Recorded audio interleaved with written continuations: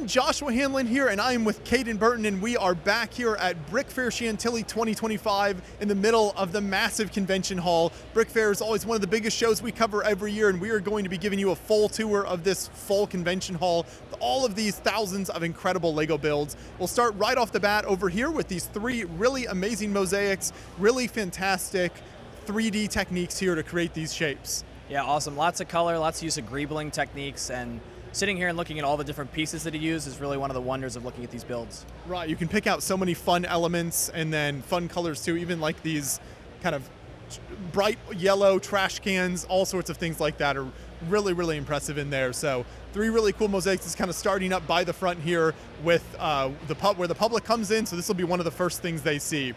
Now we're going to make our way over here to the wall. So our goal with these tours, as I always say, is to show you 100% of what's on display. We try to show absolutely everything.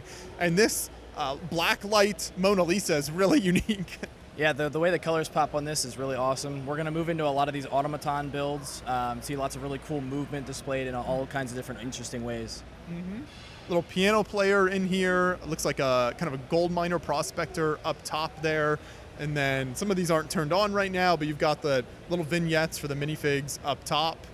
And then finally here, the hamster army versus the wolf pack. So the wolf pack is kind of a resurgence there of the old 90s themes. And then these Muppet Treasure Island builds are really impressive. I do really like this. The use of the custom CMF figures for that really tell the stories of those movies and that world. The pirate ship in here, kind of a bar scene. And then we've got a bear fishing. Barely catching fish. I think that's super fun. Little Snoopy and Woodstock and a wiggle worm.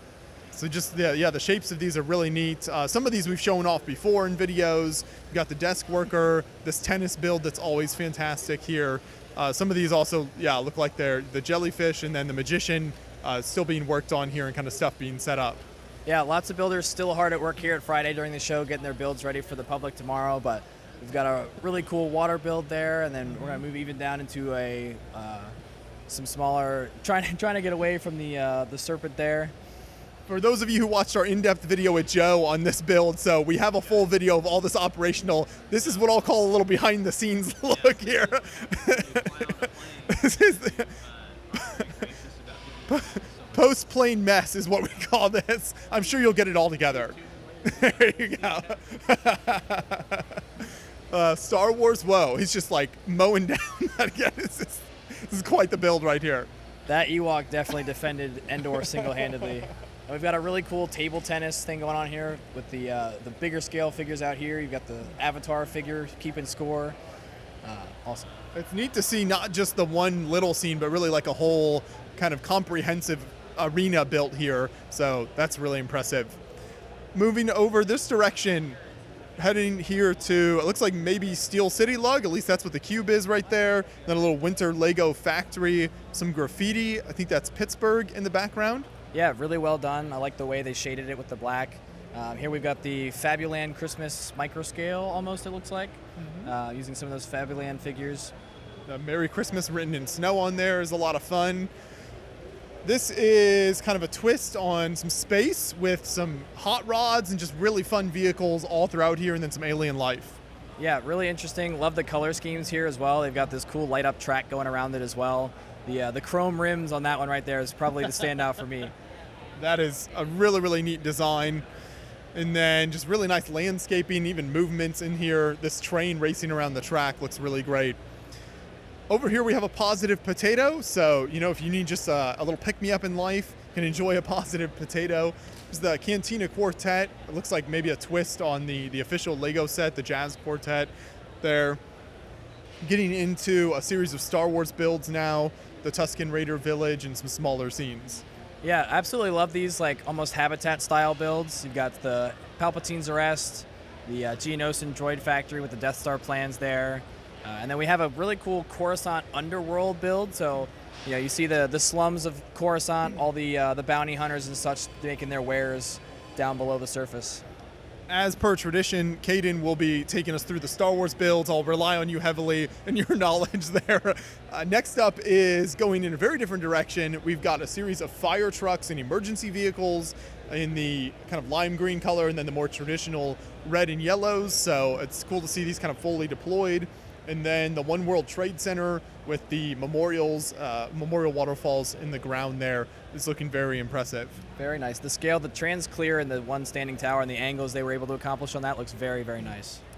There's a big forest fire here. It's like maybe firemen rushing in to save a couple of characters.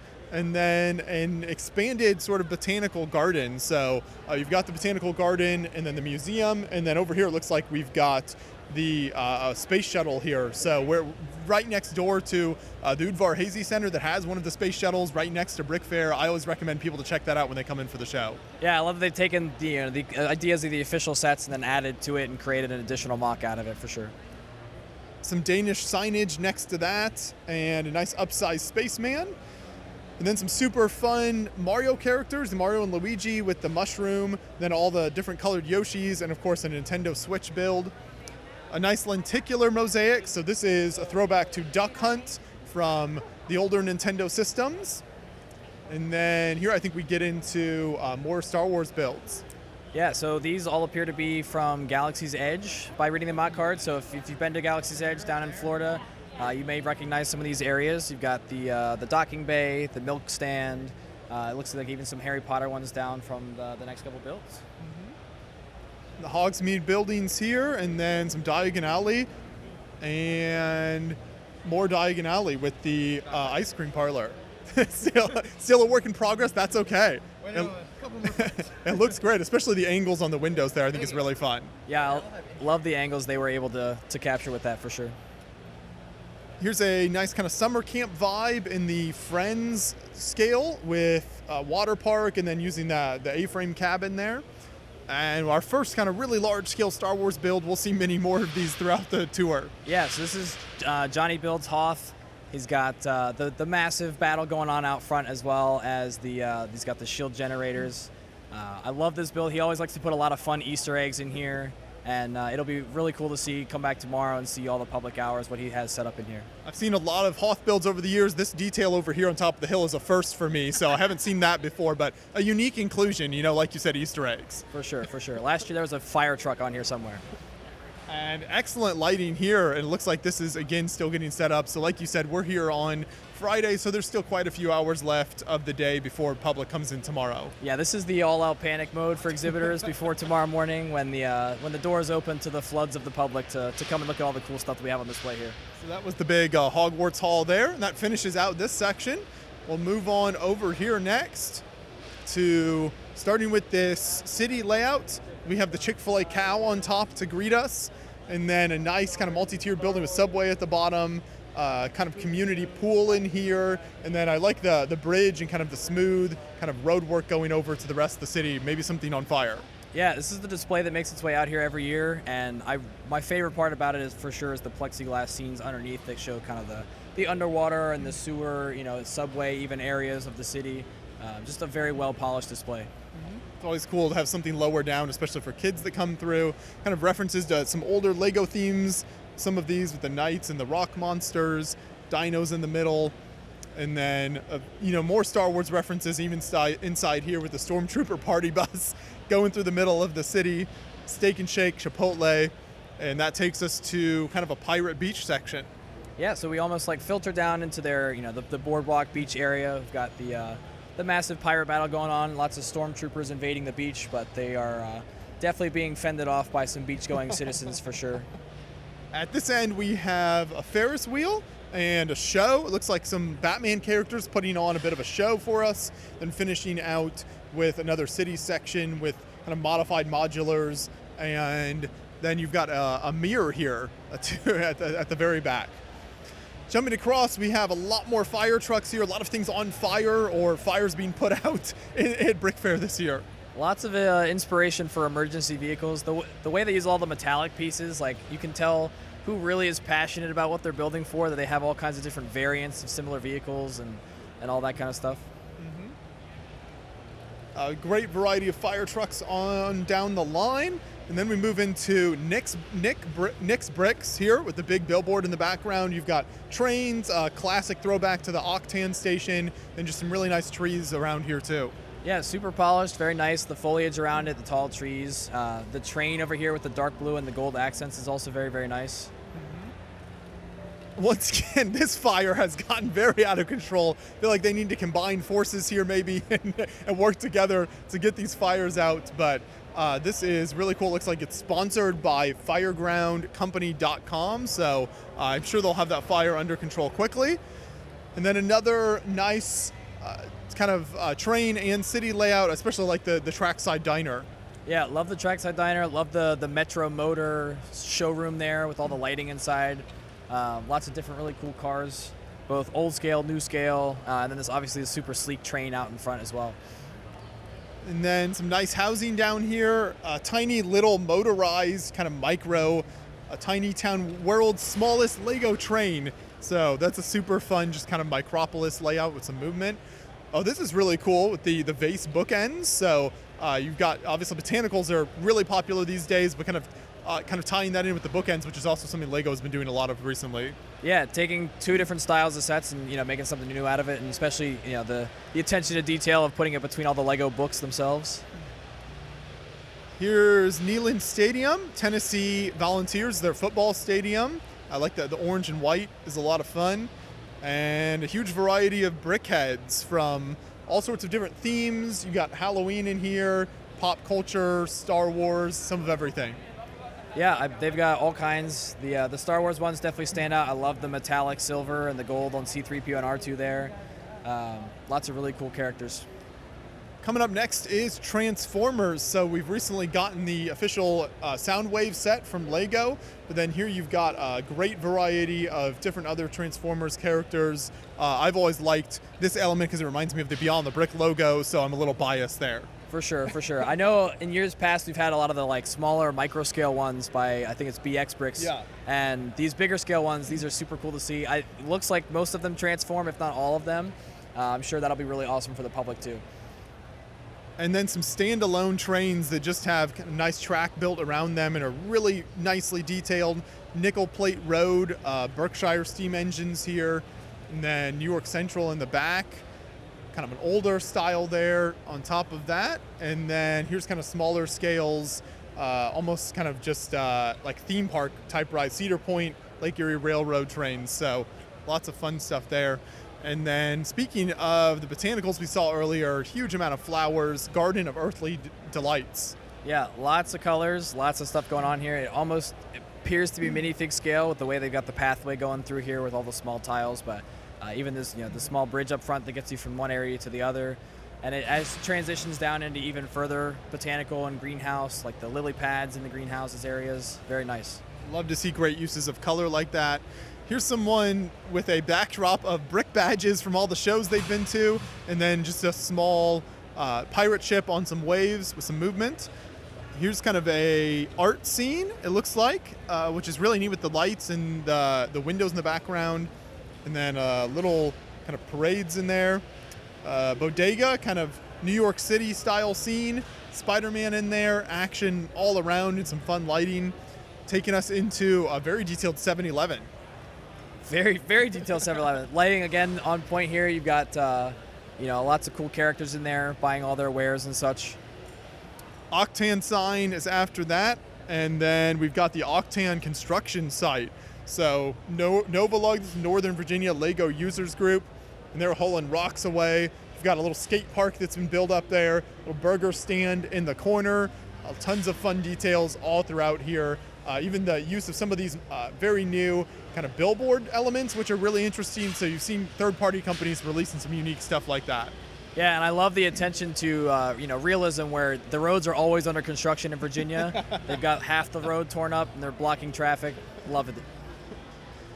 And then we've got a lumber car here, flat car for timber transport, and then the Class 189 in front of that, kind of an older style train station. And it looks like maybe some Pokemon here, I think is what these are. I'm going to go with that. Something Pokemon-esque at least. And then a lot more fire trucks to kind of finish out this section. Next, we'll make our way over here to this next section. One thing I love about doing this tour with Caden every year is you've been coming here a lot of years. So what number of BrickFair is this for you? This makes number 10. Number 10. Yeah. So yes, you have a lot of knowledge of what's been here in the past, and obviously still very involved with a lot of the builds we'll see later on. Coming in this section here, you've got some wearables. So this is kind of like headwear, almost like tiara type builds in here. Yeah, this is definitely something that's seen a lot more popularity in years past of people making like jewelry and clothing and things that you can actually wear. And they're really cool because it employs a lot of really interesting techniques to stay sturdy enough to actually wear around. Next to that is a proposal scene. So you've got the minifigs down there in the front, and then kind of a nice backdrop built there.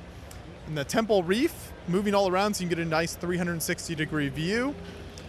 Some miners in here next to that with a big kind of boulder monster. He has, I think, a video camera in his hand. I just noticed that, recording the little rock monster. That is what it appears to be. Father and son, it looks to be.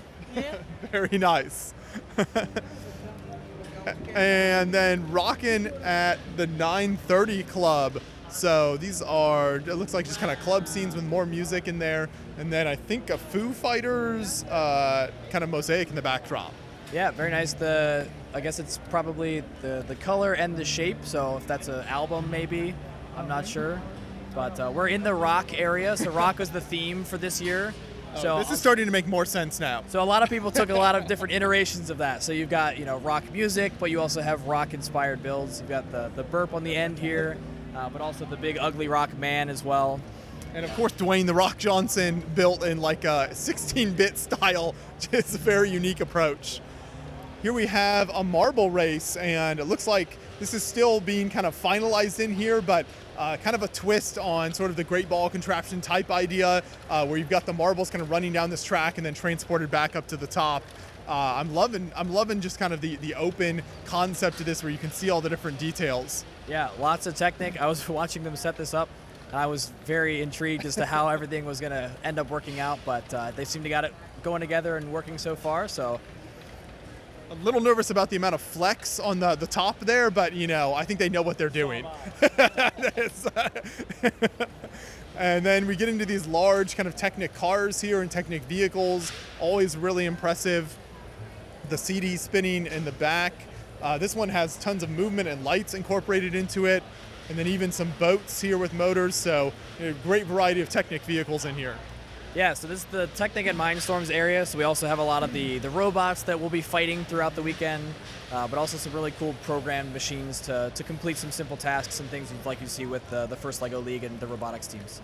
Yeah, so you see kind of a ball machine here. This is using the, I think, larger kind of Duplo balls that have come in some sets, and then kind of moving them throughout the track. So again, kind of a spin on that kind of classic Great Ball Contraption idea. Really nice lights in this display. And then as we go around this direction, it looks like there's kind of more being set up here. And then we'll come back in here to the Gay Falls section. You got the big, you got several really nice mosaics. The massive sign here with all of the classic spacemen on top is a ton of fun. Tons of these great vignettes here, including the, check out the beard on this one. Very, very impressive. And then another spin on kind of the flower botanicals with the love there. Really great mosaics. You've got a whole street scene in here. And then more vignettes. It looks like this might be kind of the Disney scenes here with like Up and a bunch of Frozen and a bunch of these different kind of minifig vignettes. Yeah, so this I think area turned into like habitat and sculpture and all kinds of stuff. So we see a lot of the CMFs in their scenes, and we've got some really interesting scenes from post-apocalyptic Wizard of Oz as well, which is not a story I ever thought I would see, but here it is. I've seen a lot of Wizard of Oz builds, but I've never seen that crossover, so I really like that approach. Very unique. And got a little Forestman display inside here, and then a stump burrow, so kind of characters living inside the tree, which is always a unique kind of blend of nature and minifigs. And the microscale train there, frog mech, nice cat and frog mech. And then again, kind of a crashed, almost post-apocalyptic feeling scene. Yeah, the Lost Island, almost with the idea that this kind of craft out front is floating through either water or space, that they've discovered this area that's been lost to time for quite a while, for sure. Finishing out this section is this really nice flower display with a super nicely decorated box, and then all of the flowers put together, and then some rock candy here at the end. We'll head on this direction then and make sure we hit these displays here. Starting off with another football stadium, really nicely detailed. The Michigan football stadium here looks like they even have footage of some Michigan games there on the big screen, lights incorporated here throughout. Yeah, I mean, I love the cheese slopes for the detail in the stands. They've even got the big Michigan logo in the stands there as well, and the snot work in the field itself is beautifully done.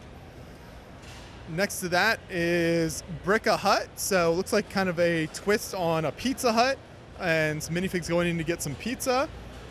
Up top, we've got just kind of some interior scenes, kind of house scenes, police station, and then Christmas-themed Kroger. Yeah, I love it. The backdrop, the snot mat, and it's all mounted to what appears to be a kind of a wood frame with all Lego. I'm waiting to see Clark Griswold sliding through here on his sled.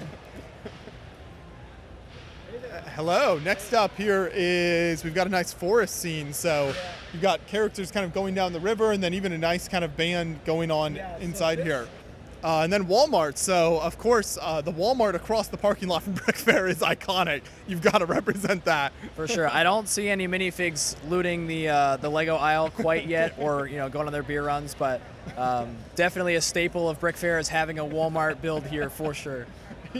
Every convention has its own unique culture, and Walmart is just a part of BrickFair's. It just happens to be unfortunately located right across the street. You've got the Dunkin' Donuts and Baskin Robbins in here. It looks like a big pile-up. Starbucks has caused a significant backup in this city. Yeah, that's Virginia traffic for sure. Some smaller scenes with the beach, and then some nice blooming trees in a little park. And then here you've got the modular car tower with some cars being moved around. And then I See Red Science and Technology Center. Very unique color scheme for that one. I do see red, that is for sure. And finishing out this section, we've got Twin Peaks. I think all of these are Twin Peaks scenes, so different scenes from the show. You've got the sheriff's department, the gas farm, and the diner, and then some houses here, and then the lodge and an apartment. So for any fans of Twin Peaks out there, I'm sure you'll recognize that.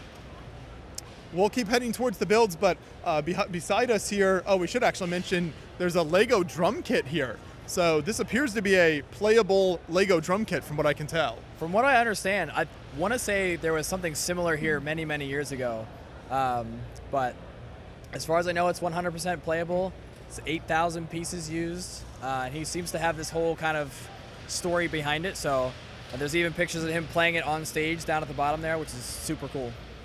We'll head this direction. Something they actually brought back this year after hiatus is the inflatable. So this is something that's been at past Brick Fairs, and then they brought it back, I think, mostly for the public to interact with, along with some of these other build areas. Yeah, it's something that the public wanted back, so we brought it back. Less mocks, but we brought back the bounce house. Moving into Caden's favorite section here. So I know you're always involved with kind of organizing a lot of the military layouts here. So tell us a little bit about what we've got. For sure. So we've got some Eastern Front stuff here. Lots of like small but super detailed and a very wide variety of builds here this year. We've got some Italy stuff there. Obviously, you've got some Pacific style, and then even some British. All of these four were by the same builder.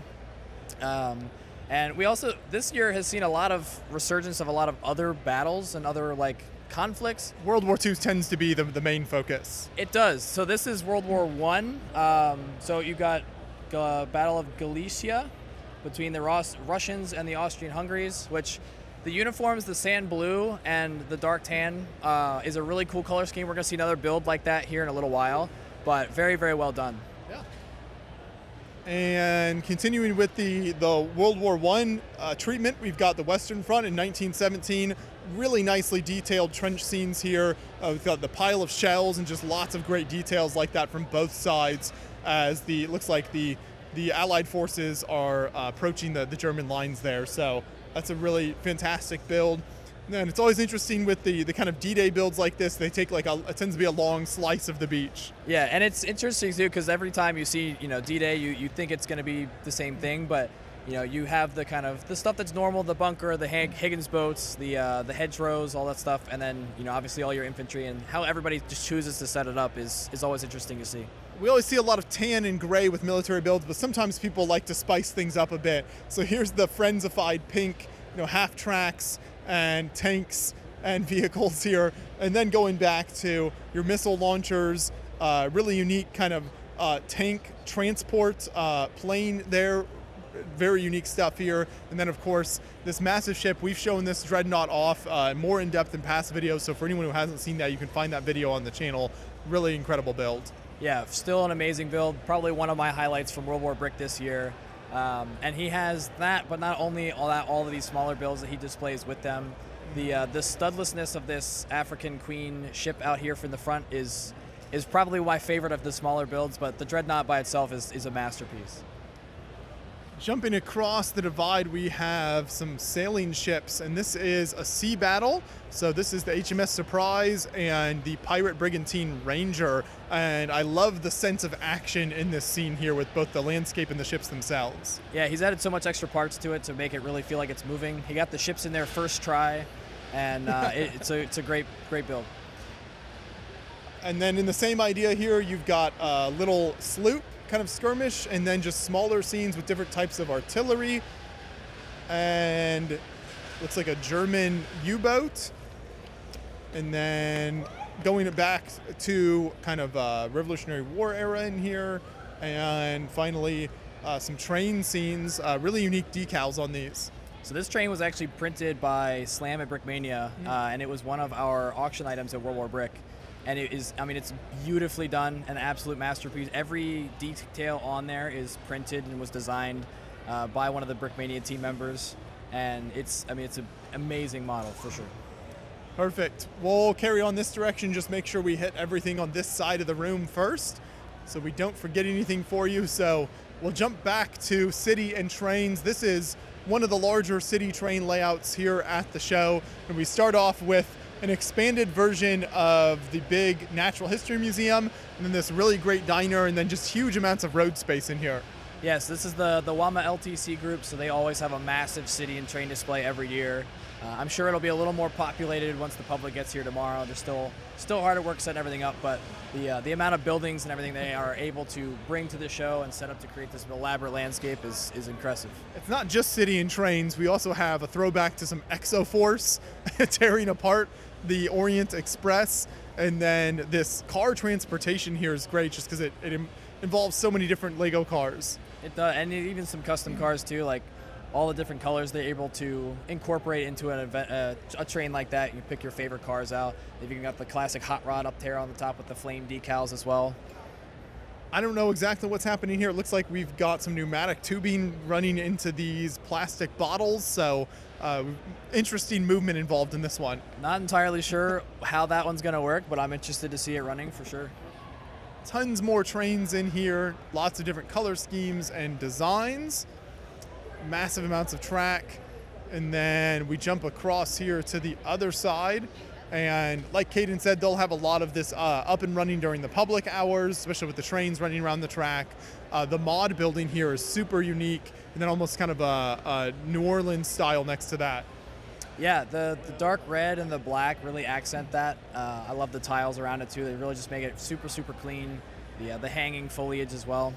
And then it's always fun when there are kind of different holiday scenes. So you've got Christmas in the whole background there, so it looks like kind of custom versions of kind of in the style of a lot of the sets that LEGO releases each Christmas. Yeah, all the Winter Village sets, some of them expanded to kind of fit the more modularity of the display they have going here. This Spurs design is really fun. The steak and chops. You've got looks like airplane kind of canopies used for the sides of the building. Either airplane or train, probably. Yeah, train. Yeah. There you go. And then lots of different kind of smaller buildings around that. Coming around the corner, you get to a beach scene. So most LEGO cities will have some kind of a beach layout like this, and just again lots of colors here in this section. Yeah, and with beach scenes, you always get to see all the creativity the builder has with setting up all the stories being told. You know, kayakers, the random mermaids all over the place. Yeah, they can really have fun with areas like this where the city has kind of a lot more set in stone of what they're trying to convey. Got a motel with a pool next to that, and then it looks like some of these are real life buildings. You can see some actual photos of some of these. Christ Church here in Alexandria, Virginia in the background. And then some nice buildings up front there. Looks like almost a club type of vibe maybe going on in there with all the blinking lights, and then some ice cream and a bar next to that. That sounds like perfect planning. And tons of, these are kind of more throwback to some older style like McDonald's, the Boston Market, gas stations. And there's a drone flying over there. Nice little Pac-Man shop. Lava lamp shop, and then you get into the amusement park, which I'm sure we'll have stuff running. For sure. I like the color they've used on the Ferris wheel there, and the bumper cars, the way that the roof of that kind of bows almost, the way they were able to get that curvature in it really draws your eye to it. Yeah, a very unique approach to some of those rides. Really cool coloring on this casino here. Looks like some sand green used in there, and just like unique shaping. It looks really nice. It does. The gold accents and it looks like almost the web pieces up towards the top in that gold color. Then we get into some farm scenes, get our first corn in here, always near and dear to my heart. Love to see that. So some sunflowers and just really great kind of trees and barns in here. Yeah, love the colors used for the trees. And as you said, we always have to have some kind of corn on all the city layouts. We're going to find some corn. And then monorail. Okay, I'll try not to knock over the barriers there. Monorail, which is always really impressive to see large sections of monorail set up around this street section. And then you've got the train club and the lug kind of represented with the spelled out letters. Yeah, they always do a great job coming out to the show. Yeah, the big building that we're looking at now has all of their brick badges on top from the billions of shows they've probably been to at this point. But this is their super populated end of their modulars, their big city area. So that finishes out this city section for us. We'll come over here. And one of the more eye-catching displays this year is this massive, I think I'd call this a roller coaster scene, I guess. It's definitely like it's kind of an amusement park ride. I think they've been setting it up and it'll be running at some point, but I can't wait to see this in operation. Yeah, I like that they're using Technic to create their own chain. On this scale, they're not using the existing Lego chain, so I'll be interested to see how this is running too. Mm-hmm. I think they're building some landscaping around it right now. And then there's some minifigs lining up. Here's a guinea pig cage, and got just the guinea pigs both inside and outside using a bunch of those antenna pieces for kind of the caging. Small little vignettes. Looks like some really fun scenes all related to maybe like flowers and vegetables, bananas, fruit, that kind of thing. You got some more corn in there? Absolutely. It's a corn pushing the baby corn. Wow. That's incredible. Some NFL logos looking really nice. I like how some of them are kind of, backdrops, and then build on that some of them are just the letters themselves. I think that's really nice. Really fun kind of seaside scene, and then it looks like kind of a snowy cabin here, fall scene, and then the sailing police ship. So a lot of unique characters in there. Brings us over to the Bedrock Quarry, and I think it looks like a bunch of Star Trek in here. It looks like it. Yeah, they've got some really cool curvature and shaping on these ships, as well as all the custom figures they have there in the back as well. Mm-hmm. A bunch of the different shows represented there with those minifigs, so that's really neat. Just some great coloring in here too. And then some movement on this next build called Bloom with these two gray figures, and I think this section kind of opens up, and then Halloween kind of nice covered section in the background. But yeah, the Bloom is really neat there with the movement. That is really cool. The trans clear and the light bluish gray being like super simple color wise, but it accents itself very well. Mm-hmm. And then cat litter here digging for buried treasure. And first night, Minecraft block. Road to Dinotopia with a really nice dinosaur scene, and then some more Star Wars in here. Yeah, lots of really cool builds in this mixed area. You get all kinds of things either showing up later or being registered, so they can put all of their vast passion of stuff together. the cleanliness of these couple Star Wars builds is really nice. And then we have some really cool botanical builds next to that as well. Yeah, I love the use of the vases there to kind of create a different look for each of those. And you've got the Founding Fathers here and George Washington in the background. Space Ghost Coast to Coast. And Rainbow, New York. And then just some more space, and we get into a very detailed Harry Potter scene. Yeah, it looks like they're capturing lots of different scenes from the course of the movies, all the different floors. Very nicely done in this kind of like modular but open-ended for the public to be able to see into all the different scenes they've created. I love the little telescope kid scene in the bedroom, and then an afternoon in the garden, enchanted forest, kind of fairy scenes all throughout here. Moving into winter with the fun times in the Arctic, in these 3 series, and then underwater coral with the roller coaster running, and finally a Friends kind of beach scene with the boardwalk in there.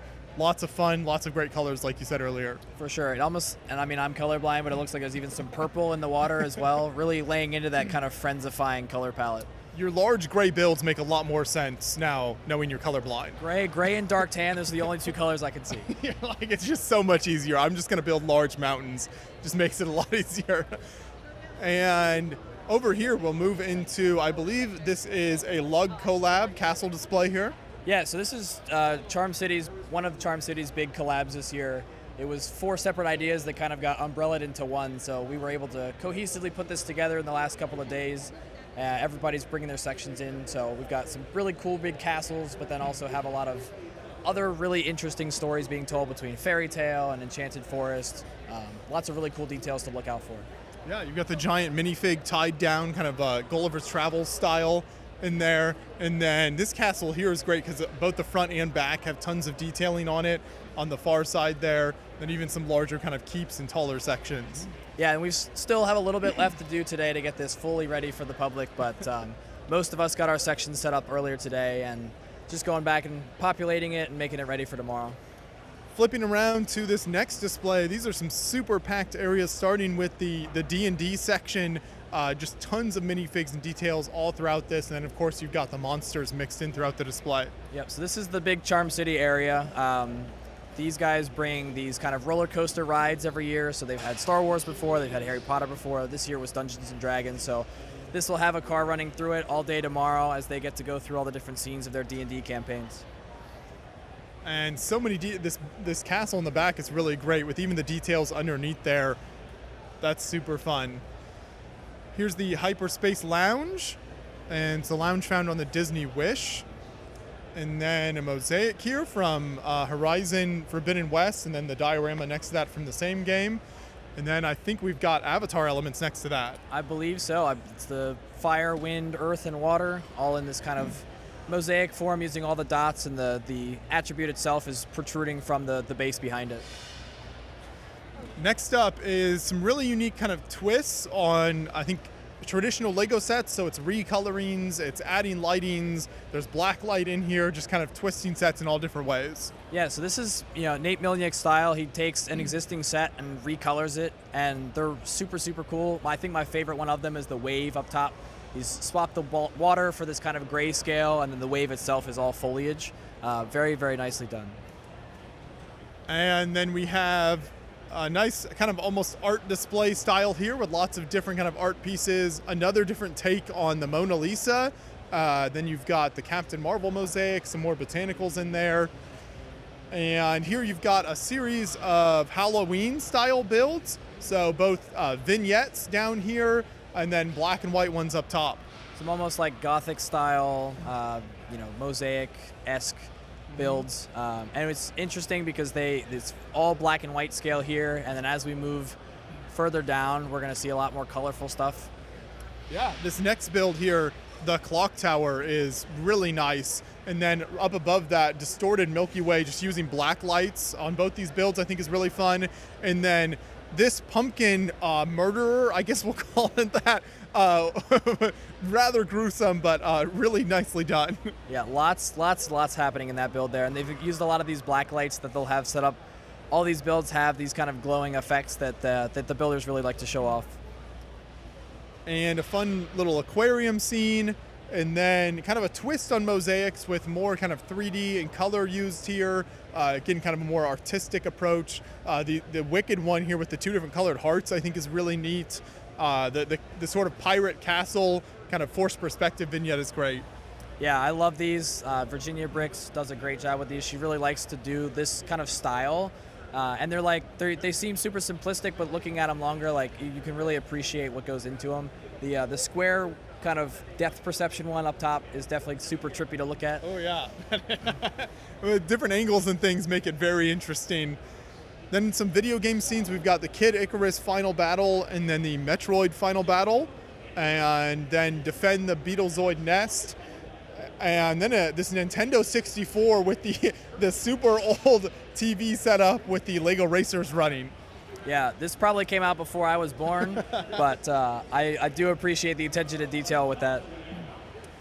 A nice seagull nest with all sorts of fun things thrown in there. Legoland Hotel Key, and then a 7-segment display running different numbers on there. And then this is kind of one of those color displays, it looks like, the monochrome. Yeah, Skip loves to do this for minifigures and for colors, and creating new ones and trying not to reuse the same pieces in multiple of them. So a lot of them have unique parts for each color, which is really, really cool. And then we get into some massive skyscrapers. So the first one, this Baltimore World Trade Center, looks like it's super hollow inside. So the structure of that is really interesting. Yeah, the roof for that is what I really want to see. Mark's been working on that for like 3 years now and hasn't figured it out yet. But one of the other big things Charm City aimed for this year was to really play into a massive city. And as we round this corner, we're going to see a lot more of what we created for a skyline. The science launch community is on the corner here with these kind of towers built onto each other, and then more huge buildings next to that. Again, this stuff is still being set up, but yeah, you can see the size. Do you know the height of the tallest building? I know that it's like 3 feet taller than the person who built it standing on the floor. But yeah, a lot of these were collaborative efforts. Some of them were individual efforts. The one with all the different floors on it that we'll come to soon also is completely programmed. So during the public, there's going to be an iPad out here that people can hit a floor and the elevator will go to that floor. Oh, nice. So a really cool interactive display for the public, and all the members got to build their floor personalized to them. It's going to be a really awesome display to see all set up for the public tomorrow. Perfect. It'll be super cool to see that running. We'll jump to the other side here. Got the theater there, and then I like the big clock tower. Looks like we've got kind of a Back to the Future reference here in the corner towers, and then more kind of floors with lighting and lots of action there. And then nice kind of references in here with the record shop and Mary Poppins, it looks like, going on there.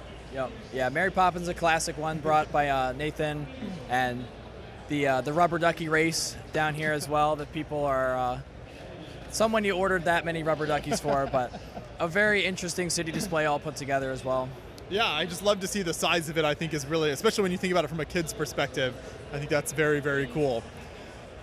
And more city next to that. This is, again, kind of build up with the tunnel for the train to go through there. The buildings on top of the tunnel and then down below. And then takes us into this unique lava display that runs down onto the floor. Yes, this is brought by Slade. He's the one who does a lot of our train track stuff. And he built this and had it at, I believe it was the Beano Railroad a couple weeks ago. And it was the first time I had seen it. So he's got this really cool flame effect coming off of what I'm assuming is this volcano from the floor. The trains run through it all the way around. A really cool piece to pull you away from the big skyscrapers. And then here we have kind of more of those monochrome type ideas with kind of color schemed with the minifigs and the different scenes. And Forky next to that, just a super unique character. And tons more smaller scenes in here, especially like the gingerbread house, some fireworks there. You've got kind of a Halloween themed one. And then Lego built chair. Very nice chair. The weaving of the cushion, very nicely done with all the curved slopes there in the dark tan and tan colors. Finishing out this section is this Harry Potter scene. So we've got Hogwarts Library and then tons of Harry Potter scenes built on top of each other here. Super layered up to kind of capture all the different parts of the movies, and then even some kind of brick-built lettering in there. So Again, kind of like the D&D scene we started with here, tons of details built in there. Yeah, and they've built up as opposed to wide, so they can really capture so much more in such a small amount of space. We'll move across the aisle to this next section. So this first build is something that we've shown in depth on the channel, so you might recognize this from the Atlanta area. A really incredible castle builder here. We've got the Dwarf Mountain, so sand green, really unique approach, and then building into the mountain is super cool. So definitely check out that full in-depth video that we have on that if you have not already. And then coming down here, it's the greatest Lego story ever told. It looks like we have kind of biblical scenes here, starting with the Garden of Eden, and then moving through to the tabernacle here and Solomon's temple. So kind of larger scale. It's really interesting to see kind of the white and gold, not colors you see used together a lot. Yeah, the castle scale, you'll always think of just gray, but and in the castle area, seeing these these kind of biblical stories as opposed to these just big fantasy castles is always a really interesting approach to see builders bring out to the show. And then finally we have kind of the nativity scene in here, and finishing out with the tomb here, and then finally going into kind of a castle scene with the keep. And then we go into almost a Fabuland-esque or very Scala, kind of unique colors and plates in there before we get to Finleyburg Castle, so a huge castle and water scene. Yeah, very well done. I love the way that the water really breaks it up. You've kind of got the large keep towards the back and some of the more village-style buildings out towards the front, including what appears to be a cathedral-esque building here. I like the shaping of all the windows that they've used, the brackets and cheese slopes to kind of create that cross effect. Really nice display. And more castle with this next scene, kind of twist on some of the Lego castle sets and Viking ships that we've gotten recently. This next one is from Elder Scrolls V, the Skyrim game here, and the roof technique is really great, definitely kind of in the style of the Rivendell set that we got. Yeah, that kind of like thatched roofing almost, using the weird like bright yellow or bright neon yellow quarter tiles to give that effect. Against kind of the darker earth tones and stone colors very, very well. And a little lava castle here, and town of Tristram. And then this is a upscaled sea serpent, kind of referencing one of the more niche kind of Lego Knight themes, which I think is really cool. Yeah, I love the red and gray and black in this castle next to it. Lots of really cool parts usage, and the gears and the handcuffs and things for all these windows on the sides as well, and all the stonework on those pillars. Castle Greebling almost, which I think is really neat. And then the Sentinel Central here. Modular system, a throwback to the Lego Universe game, so not something you see referenced a lot with Lego builds. And then it looks like maybe a D&D type of map. That's what I believe it to be. I know a lot of these styles of builds come out to these shows, and exhibitors on the public or private days actually get to play with these and go through entire campaigns with their characters they build out of Lego, which really getting to tie their hobbies together is super cool to see coming out to these events. And here you can see some builders still at work on a large castle layout, kind of combining up, it looks like different elements and groups from historical castle themes in here. Yeah, I know, Magnus has brought all the G.I. Joe stuff for a number of years, and now he's been able to repurpose the landscape to do these awesome castle builds. He's got lots of really cool structures and ships in here, and hard at work to get all the scenes right just for tomorrow. I love that, repurposing the landscape from the old builds, going in a very different direction. Still works great. Here we have, I think, another kind of D&D sort of idea where they're working through maybe a storyline and just kind of different rooms built in there, which I think is really great, lots of fun details. And then we've got the upscaled iconic yellow castle at a huge scale here, all kind of, building larger scale bricks with the smaller 2x4 bricks. Yeah, it's super, super cool. And the way these bricks are built is that they are actual like Lego bricks. So they interlock with each other. So watching him put it together, he was just building a big Lego set. And then we have the pirate beach scene. So I guess really underwater scene. I think this whole next stretch is kind of wrecked ships. There's whales. There's little kind of seahorse jousts going on. So a whole world under the water. Yeah, very interesting take on your classic kind of era of castle.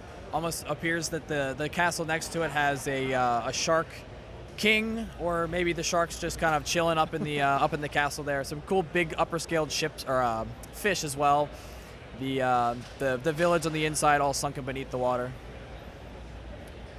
Some games being played out front here, and a little more kind of underwater coral. And then we're back to a Viking kind of invasion diorama, and moves into another one of the really impressive castle scenes here, the fall of Gondolin, with fires breaking out, and then the knights kind of coming out to fight. It looks like maybe like a Lord of the Rings inspired design. Yeah, definitely Lord of the Rings. This build is absolutely stunning. The rock work on the far corner, definitely a highlight for me. The custom armor for all the characters. They're really telling the story of the scenes throughout the movie. Even got some of the caves and things down in there as well. The sand blue really accents the rest of the grayscale and the white that he's using here. Here's Spellbreaker Submarine, so using some unique colored elements and then even these kind of larger rock pieces there to tie it all together. And castle scene here with some unique kind of the green dragon knights in there, and a medieval monastery. Lots of nice landscaping around that. And then, like I said earlier, it's always fun to pick out the Christmas scenes. So it's a gingerbread castle with just tons of really good details and the smooth decorations around. Yeah, so this is built by Joseph Zawada, and the amount legendary builder. Absolutely legendary. And the pieces that he gets to use to create kind of the icing effects was probably my favorite part of this build, like the whips and the like cattle horn pieces.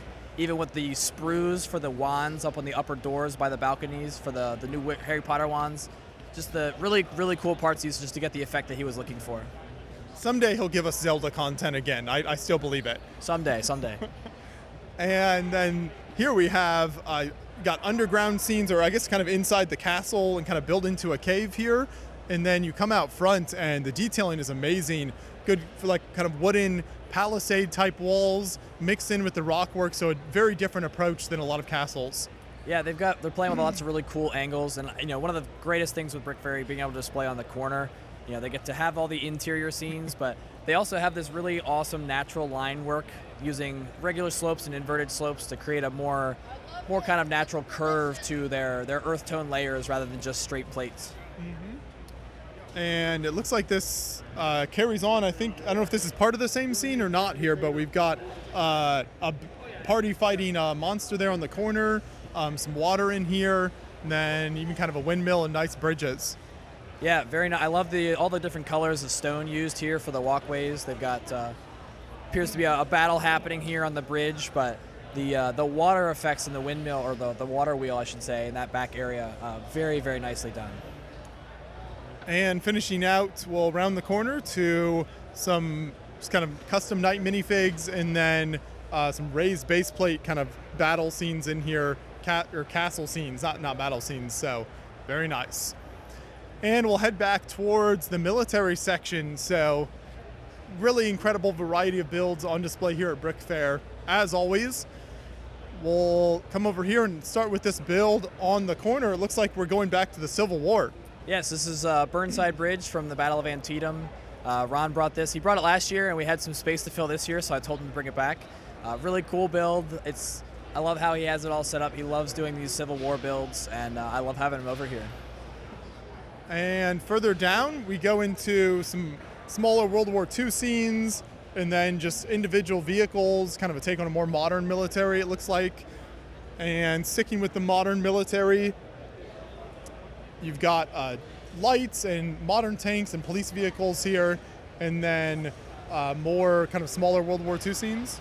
Yeah, so again, like a huge variety from single builders. So we've got some European theater, we've got some Pacific theater, we've got an airfield there as well, and then he has this really big build of World War II versus Marvel.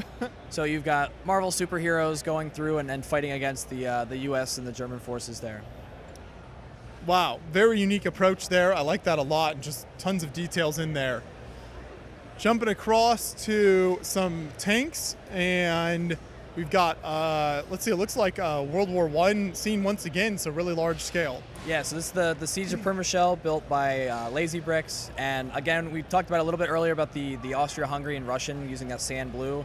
for those figures. Very, very well done here. His landscaping is phenomenal. Probably my favorite part of this build is his rubble work back in the fort.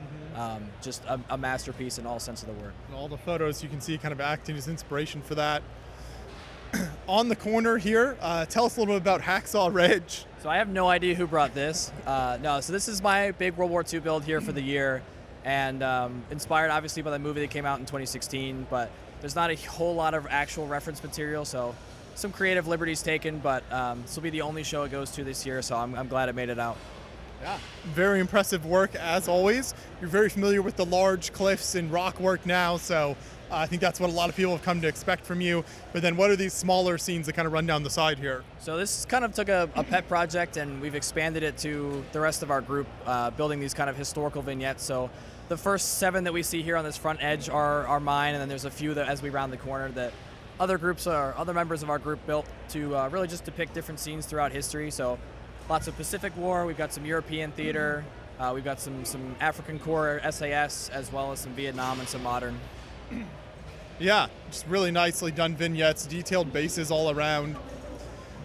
And as we finish those out, it takes us to the Hurtgen Forest here.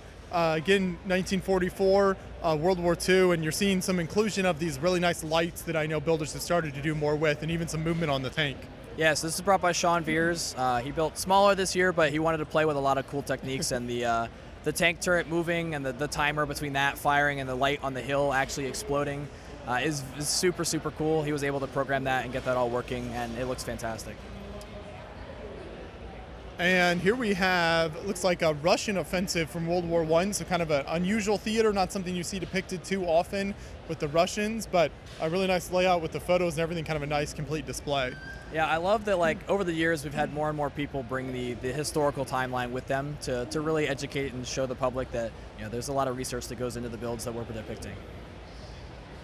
This appears to be like a kill dozer with the heavily armored dozer in here. It's amazing the number of times I've seen people build that out of Lego. It just always seems like such a bizarre choice, but people keep building it. It's probably the same one you've seen before. He brings it every single year. And then we've got the building with kind of a billboard up top there and some soldiers on top. And then this looks like this Pacific battle here. Yep, so the World War II, Ijima, very well done. Young builder, but a very talented builder this is his second year at BrickFair now, and he's outdone himself completely, and really looking forward to see what he brings next year. And to finish out this rectangle, we've got a sort of a timeline. It looks like from the Revolutionary War on through to Vietnam with kind of different sections set in there. Different sections and different stories being told. You know, he's got the British offensive for World War I, and American offensive, and then he has the World War II Operation Market Garden, all the way up to Vietnam, but going as far back as the Revolutionary War, really depicting the history of the U.S. Great use of the Star Wars planets for the parachutes there. I think that's a fun technique. And that finishes out this area. We'll stay with military and head over here. It looks like we're starting with some standalone tanks and planes, so different eras in here with fighter planes and kind of Cold War era stuff. Yeah, so there's always lots of really talented vehicle builders with military, so we're going to see a lot, especially on this wing, of planes, of tanks, helicopters, pretty much any kind of vehicle you could imagine in military, they've built it. And yeah, the tanks on display on the hill there are great. Tons of smaller kind of micro jets and things. Missile launchers, looks like this may be it's all part of the same type of display here. Yeah, so these were all brought over by Ralph. So this year he went to do a lot of more anti-aircraft while everyone else is building aircraft. So he's shooting everybody else down, but he's got all kinds of missile launchers and drones types things. Lots of cool camo schemes as well in his vehicles that I always love seeing them do. And then this Thunder Chief is super impressive. Yeah, the color scheme there and just the angles and details. And the Starfighter next to that. Then it looks like this scene here maybe has some movement, rotates around. It does, yeah, and he's got the tunnels that run all the way around it as well. Really cool scene for the Esmeralda airstrip in Colombia of 1999. So the historical events there being depicted there in Lego. Pegasus Bridge from D-Day is next to that. So you've got both the bridge section that looks great, and then the crashed kind of glider, it looks like over here. is also really nice detail. And then going much further back, we have, I think, a section of the Battle of Waterloo here. I believe it's the Battle of Plessnoit. I definitely butchered that, but definitely Napoleonic era. Yeah. Really cool figures he's got here. He's got some custom helmets there for what I'm hoping are the French. But well done layering. The building also looks very nice. And we've got the K9 revolving hand cannon, and then this looks like another World War II, the Battle of the Rapido River here in Italy. So one thing that caught my eye looking at this earlier is some of these scenes inside here, like Batman and Joker while the battle rages. Definitely love seeing military builders kind of take the comedic route, adding those effects. You've got Deadpool hiding in one of the houses back here as well. Ardennes skirmish here, so very snow-covered scene. And then another approach to Omaha Beach, Normandy, with that big cliff buildup and then the explosions of the German bunkers. And that takes us to Operation Barbarossa. Yeah, so a very nice, really well done here. He's got lots of tiles, so very, very clean, that kind of that snowy effect. The tank explosion here and the tracers flying through.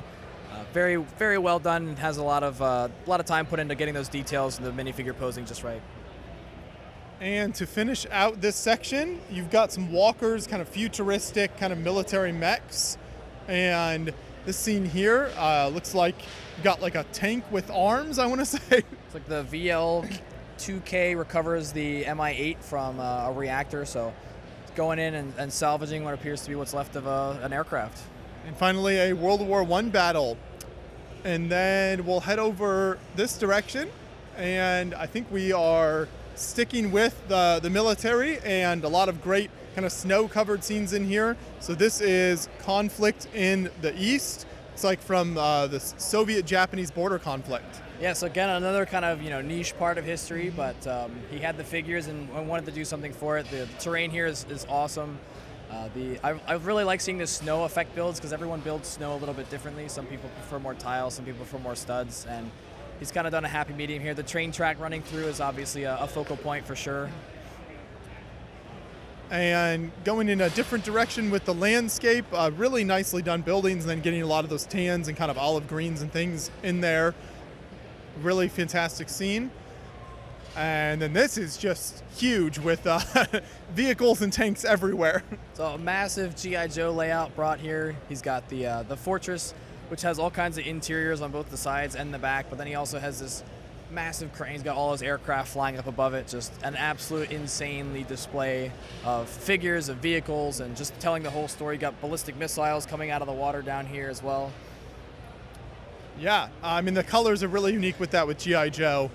Here we see a lineup of just incredible Lego tanks and armored fighting vehicles here. I think this is all Panzer Brick Labs, correct? Yeah, so this is all Panzer Brick Labs here. So you can just see kind of lots of different color schemes and designs here. Yeah, a super incredible builder. He loves designing these tanks to the 1/45th scale, and they look fantastic, even just sitting here by themselves, but even more so on displays. Mm-hmm. And speaking of the displays here, we've got, this one has a very long name, but it looks like a tank factory happening here. Yeah, and the red color used for all these tanks is beautiful, but I asked him how many quarter tiles made up the track around here, but he didn't have an exact number. It was over 20,000. Yeah, so these tiles on the outside here, just again, a really unique idea there, kind of the tank factory. I think that looks fantastic. And then going back to a winter scene, it's the Battle of the Bulge, and I think this runs kind of most of this table section. Yes, this is Bearded Bricks, and Richard brought this. He's rebuilt this now, I think, twice, because he didn't like it the first time. But this is the first time it's all been put together at the same time, and it looks absolutely incredible. He's got all the details of not only the outskirts of the Ardennes, but also of the city of Bastogne as well, including the infamous church from Band of Brothers, and even some brick-built signing. Really just putting all the effort into it to make it as accurate as possible with the reference he had. And following on from that, we've got really incredible aircraft here. So we recently featured these, I think at Brickworld Chicago, they were on display. The Thunderbolt, and then the B-17 here, and I just love the display stands that are built for these too. Yeah, the hard stand, watching them set this up with the old train rails and setting the snot kind of panels in there to create this almost like tile-like effect Very, very nicely done. And the circle is really what pulls you to it because you don't build circles out of Lego. More modern fighter aircraft here with the Super Hornet and the Nimitz class carrier deck. And then this is AJ Savage and Corsairs. More fighter planes. We've got I think Exoforce robots thrown in there just for good measure. Yeah, they're trying to take over some of the, you even got an alien on the Mauser up here, but some really cool scaled planes as well. And then we moved down into a Battlefield 5 Iwo Jima mock. So you've got the classic black sand of Iwo Jima, all the Marines and Japanese fighting there. And we'll hop across here to iLug New York. So this is the New York Lego user group. Switching genres to space, you've got this kind of white and blue and yellow color scheme, the Grand Galactic Empire Battle Group. So it looks like definitely Star Wars inspired. Yeah, they've used a lot of those cockpit pieces, but I really love the shaping of that bigger cruiser there in the back for sure. It's always fun to see how people take on Lego Zoo builds, and here you can see lots of different scenes. I love the little penguins in there and the monkeys with the Banana Man in the background, and just lots of different fun animals represented. As we turn the corner, we've got Rids Bricks, it looks like, and kind of a apartment city scene, just really nicely put together. And then Cheezilla's Revenge next to that. A very, very interesting build. I don't think any of the pizza patrons down at the base are going to be surviving the onslaught of Cheezilla. It looks like we've got Pee Wee Herman's Playhouse with Pee Wee Herman on display next to that, a French Bulldog, and then Pee Wee Herman in the chair, all built out of both a mixture of Duplo and system bricks. Next up is a Canton restaurant, so it looks like, yeah, kind of your classic kind of Chinese restaurant with the large tables in the middle there and the kitchen and everything. Great decorations both inside and outside. And that moves us into these glass dome scenes. And then a village here, kind of looks like a throwback to some trolls. Yeah, it looks like a kind of fantasy story being told of a faction of orcs or trolls that have kind of stuck out a life for themselves on some distant planet somewhere. And then sort of modern kind of apartment with a courtyard in there, and the Hamlet and Hilltop, this really nice kind of hilltop castle, and then the peaceful Hamlet. I don't really see any minifigs in here now. Maybe some will appear later. Yeah, it's definitely people still hard at work setting up their displays, but even the landscape there looks very, very well done. We've got kind of a space rover in here, and then Johnny 5, some racers being built.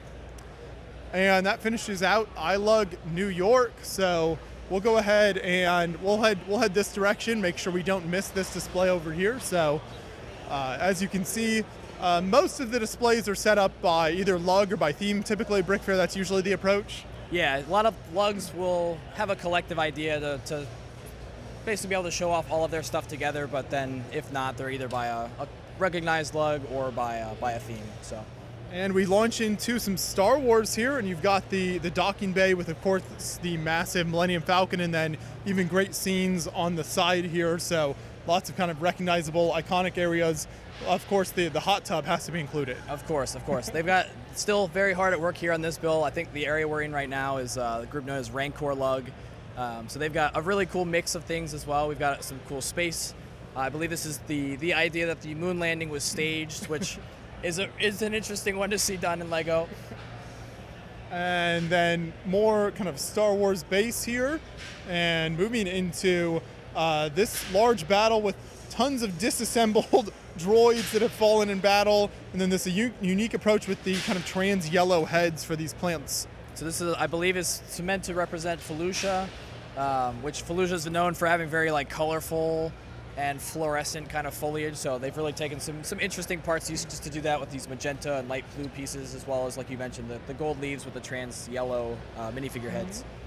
The gunship moving in, and then here is Ultimate Zombie Bunker. So up top, the zombies have taken over, but then you can have all the fun you can imagine down below. It looks like kind of a rock wall and gardens, the little streaming area, and then the YouTube logo here, nice greebled YouTube logo, looks great, and some Titan kind of mech characters.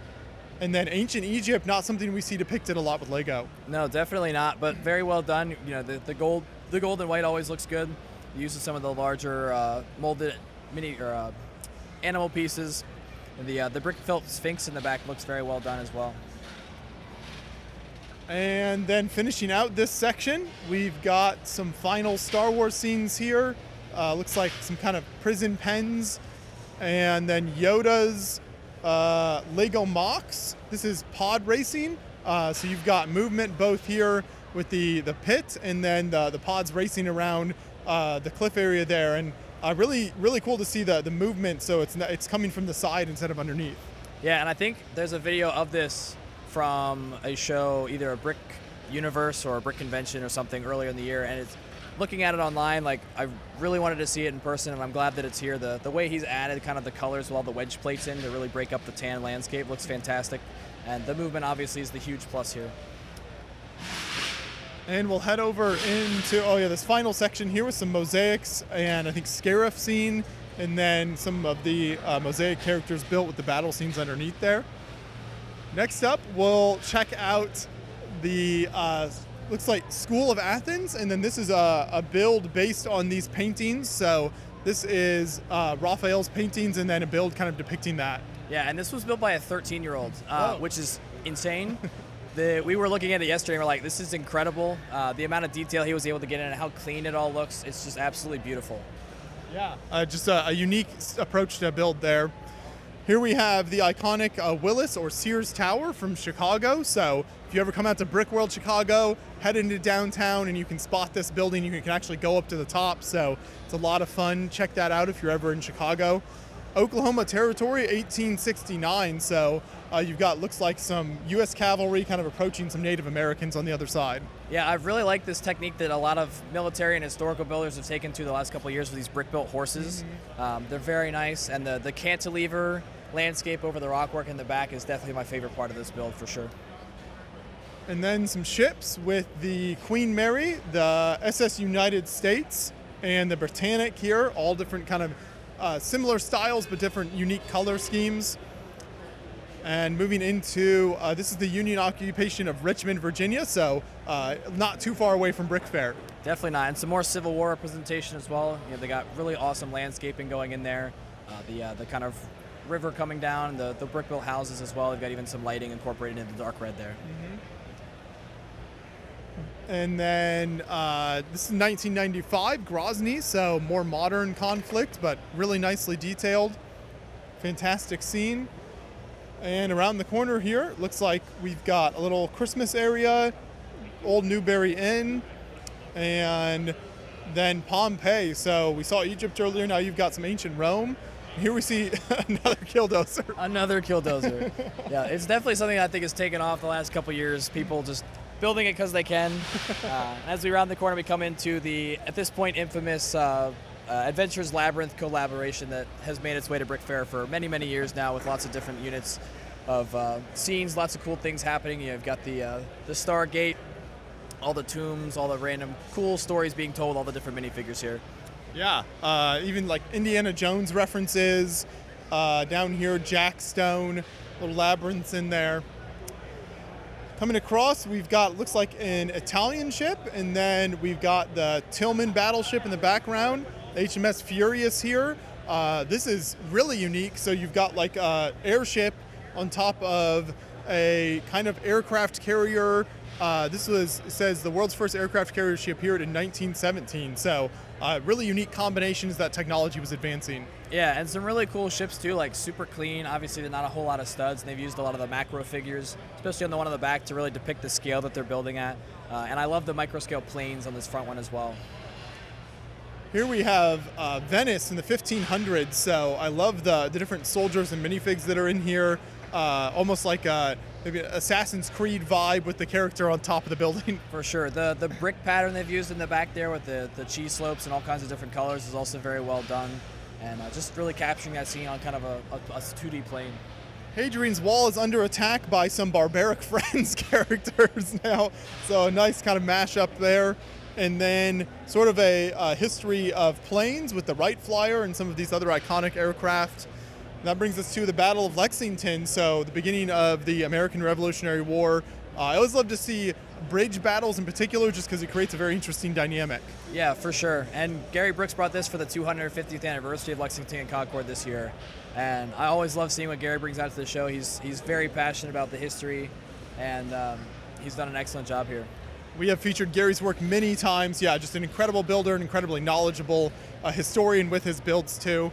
And then this looks like it's the White House with some tourists out front. Yeah, and there's definitely some Secret Service stationed up top and down there at the gate. We'll see how that goes for the guy trying to scale it. For sure. Heading this direction next, it looks like we'll start to get into one of the most common themes here at BrickFair every year, which is Bionicle. So there will be quite a few sections of Bionicle. We will start right here and make our way this direction. So first up we have kind of underwater scene, which we've seen a lot of, but this is a Bionicle approach to it. Yeah, and they have not only the sea creatures, but then also the Bionicle characters, fighting against them or capturing them. And Bionalug is, of course, the Bionicle Lego users group here. Got this nice scene. They're moving some things around behind us. It might be a little loud. These lenticular mosaics that create the different sides of each character are always really impressive. For sure, and I like the non-functional soap bottle that's back there as well on the table. They had to clarify it does not function, just to make sure no one would try it out. And moving around the corner, you've got a little postcard scene, tornado, and then artificial heart, and these smaller micro-scale Bionicle scenes in front of the mosaic. And I think all of these scenes are actually built on the Lego Dimensions bases. Oh. Which I'm noticing that's how they're getting those lighting effects underneath, which is actually a really cool use of that part. Here it looks like there's maybe some more characters still being set up, and then incredible sculptural work here with the winged creature and then the hand with kind of the electric going into it next to that. Yeah, I absolutely love this build. All the leaves, utilizing those net techniques to really kind of drape around the structure they have underneath the angel here in this case. We've got sort of a flying creature here with like a jetpack on the back. And then a bunch more Bionicles. Some of these are almost like a Hero Factory, it feels like, inspired. Then, of course, you've always got people doing, the constructions, larger Star Wars figure stuff, maybe some Galador mixed in sometimes. Yeah, some super creepy scorpion-like headless or Star Wars headed creatures. We've got some interesting creatures here as well. I really like going with the brick built, like snake head almost. Mm-hmm. Playing into that kind of faction of character. And then you've got a punch bot and a TV head down here on the end, all built out of what appears to be brick. I like seeing the Bionicles built out of system. It really proves that you can use a system to build just about anything. Yeah. And I think our largest section of Bionicle here at the whole show. So this is just incredible amount of builds kind of packed in here. One thing that catches my eye right away is this guy right here has the brick-built hammer in there with just like tons of those fun tubing details. Yeah, use lots of small system pieces to kind of create those Greeble effects. We've got lots of cool colored pieces here as well. Not even just characters, but in creatures also. You've got the penguin with the jetpack there on the left, as well as the Volrog and Merc there at the top.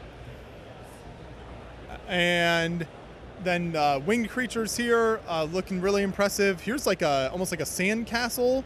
Looks like under attack. Devastator's Beach Day, that's called. Over here you've got, there's always people kind of customizing Bionicle masks and different parts here at the show, so you've got kind of work in progress going on. For sure, definitely a lot of behind the scenes to go into some of these projects. Some nice mosaics in here. This big Papa Duplo's abs, so it's like a Duplo character driving the mech, and nice colorful characters, the blue and the red. I like the John Deere unit in here is very fun. That purple guy is really cool next to that. Here, Touchdown Man with the goalpost. I do like that one. I like the black with the neon green and the trans green to the left of that. And the kind of Halo-esque, like Angel Halo gold up towards the top, and the very interesting posability of these kinds of figures. And jumping across, we've got some really skinny creatures, so really, just small connections there, not a lot to that. Looking really good. Here's another almost like TV head-esque. And then this lava beast is crazy impressive with the lighting in both the body and the sword. Yeah, I think initially I thought it was a Balrog and maybe inspired by, but the color scheme, the wings there, I'm gonna guess are custom, but they look fantastic. And like you said, the lighting definitely makes this build pop. And then got serpents in here. It looks like Finn and Jake and Bimo from Adventure Time, the Ice King and Gunther. Oh, this is really neat with the Colossus and the ships here. And then this scene here, we're using the old yellow life rafts to build around it. Yeah, I'm not entirely sure what's going on there, but the use of those old Zodiac pieces is definitely an interesting parts usage for sure. Jen Go, this large character, and a drill dozer, some ice and animals. And then so Lego Transformers turns from a train into a transformer. That's really cool. And a little tiny organizer bin next to that. Yep, and then right above that you have the Home Depot sink and toilet mech as well. So incredible creativity here using some just unique parts these builders do. Kind of a tentacle creature and then a big crab. Here's an old phone. It looks like kind of a rotary phone inspired build. Some castle type inspired stuff, and then abandoned Arctic rescue base.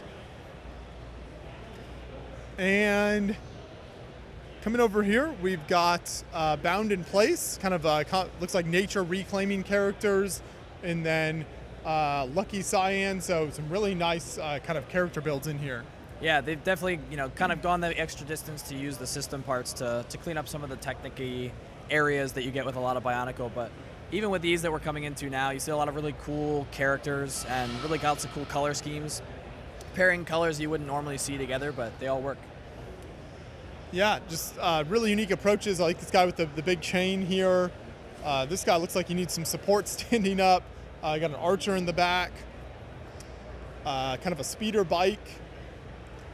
And then this looks like uses like mask elements on the back there for the face and the shoulders. The Viceroy of the Horde. Here's kind of a motorcycle almost type build. It has wheels on it, kind of a vehicle. I love this big golden creature here. And then we've got some smaller characters in there.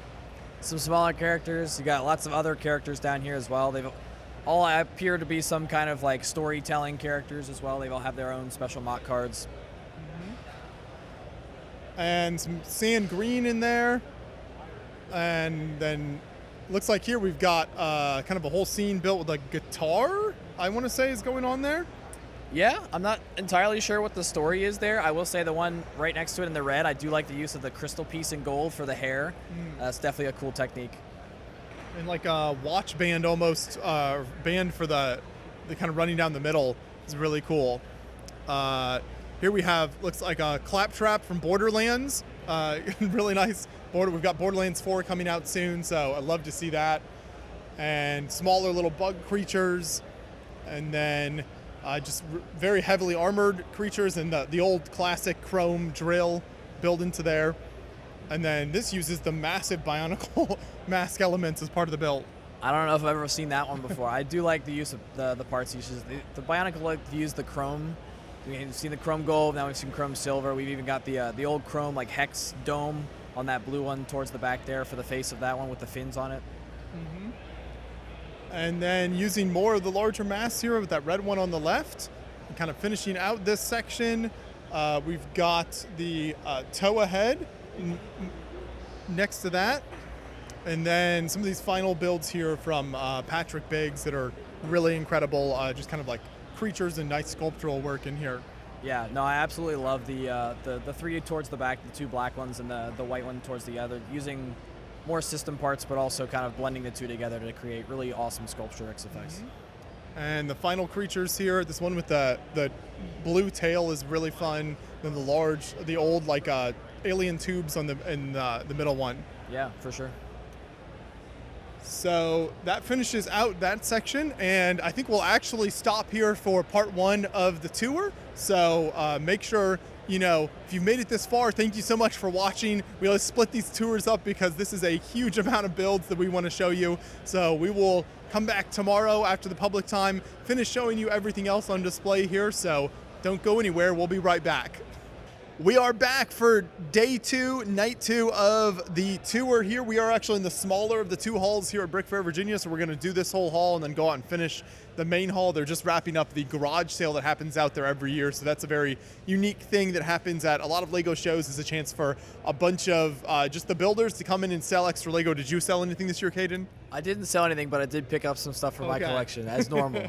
Nice. But we'll start with this build right here. So this was actually at Brick World Chicago. So for people who saw our coverage there, we did an in-depth video with this really incredible Tower of Orthanc Lord of the Rings build here. Both this section with all the trees here, the tower itself, and then down to the mines down below. Just amazing display. Every direction you look at it looks really amazing. Yeah, I finally got over here to get a chance to look at it this morning. I know he has lights in all the interiors as well. Super fantastic build. The depth down into the mines is also a really nice touch. We'll come over to this wall next. There's this Combat Robotics Brick League. So this is kind of fighting Lego robots essentially over there. So that's very popular during the public time. Then we've got a little town square. Nice little bridal shop in here, a party shop and an inn. Some construction going on, and then just kind of a ring of modulars around that. There's a Duplo train layout, not something you see very often. And then a Rock Raiders throwback concert. A real rock concert. Definitely on theme with this year's theme of rock here at BrickFair. Some really cool color usage there as well with the old classic creatures. Got a Prickly Pete the cactus, and then it looks like stained glass window mosaic, and kind of a child mosaic. Partisan X-Wing. It's even got a little playing card with it. Nice looking display there. And then a cat playhouse. Here's an interesting, this is a very interesting approach with a D-Day build. Yeah, I don't know if I've ever seen a micro scale Normandy before, using those kind of macro figures to portray all the infantry, but definitely getting a lot larger overall scale of the battle scene without all the minifigs. And then Masters of the Universe characters next to that. Great colors in here and just fun posing. Singing in the Rain. And Bared Fur. This is a Fabuland take on Lord of the Rings. I love when people recolor things with Fabuland. It's just so bizarre. And speaking of kind of recolors and twists, we've got Star Trek Friends. Yeah, a very inclination of colors, using the Friends mini dolls there and some of the Beauty and the Beast characters to create those alien races of the Star Trek series. And then finishing out this section is the St. Peter and Paul Basilica. And then we'll just hop right on over here. This is Hard Lug, Hampton Roads, I think, area Lego users group. And this first thing is a beehive box. I hadn't actually seen this. This is interesting. So it's kind of the different sections collecting the honey with the bees inside there. Got a little slice of veggie pizza and a mushroom garden next to that. And the turkey Vic Viper in the back. The turkey fighter, that's pretty good. Fireworks, little vignette there. And then this butterfly. And then huge ship. Again, another build that we featured recently. More in-depth video. You've got there you go. You can see it in action actually with a panel off of it. Yeah, super clean. I was over here talking to the builder this morning. Very, very nicely done. Usually he's bringing these big Navy ships, but he's got some cool space stuff here this year. Yes. Massive section in the middle that all turns there is very impressive. Looks like we've got maybe a lug collab here for this layout, but it's quite an impressive layout with just kind of a space base, and it says waste and water treatment plant there. And then it looks like a mining operation maybe here on the left, and they might have found something pretty important here. Yeah, lots of really interesting modules. Even got some crashed Star Wars vessels here. Really cool color palette too, using like the dark smoky canopies for a lot of the different builds here, but definitely a great collaborative display. Going in a different direction, we have Pirates and Imperial. So the pirate ships, you got a pirate ship on the right, Imperial on the left. Even kind of a dry dock. You don't see the building construction of ships very often depicted, so that looks great. And then going a little more modern further down here, We have some U.S. Navy vessels. Talked to the builder earlier today about these. These are kind of 1960s to 1980s era vessels with I believe, a destroyer and then a refueling ship in the background there. So kind of a different take than a lot of the, especially like World War II era ships we normally see. Yeah, and I believe the builder actually served on both of these ships at one point during his career, the USS Sacramento and the USS Waddell. Around the corner from those are some big scale figs. You've got Emmett and Wild Style, Lucy from Lego Movie.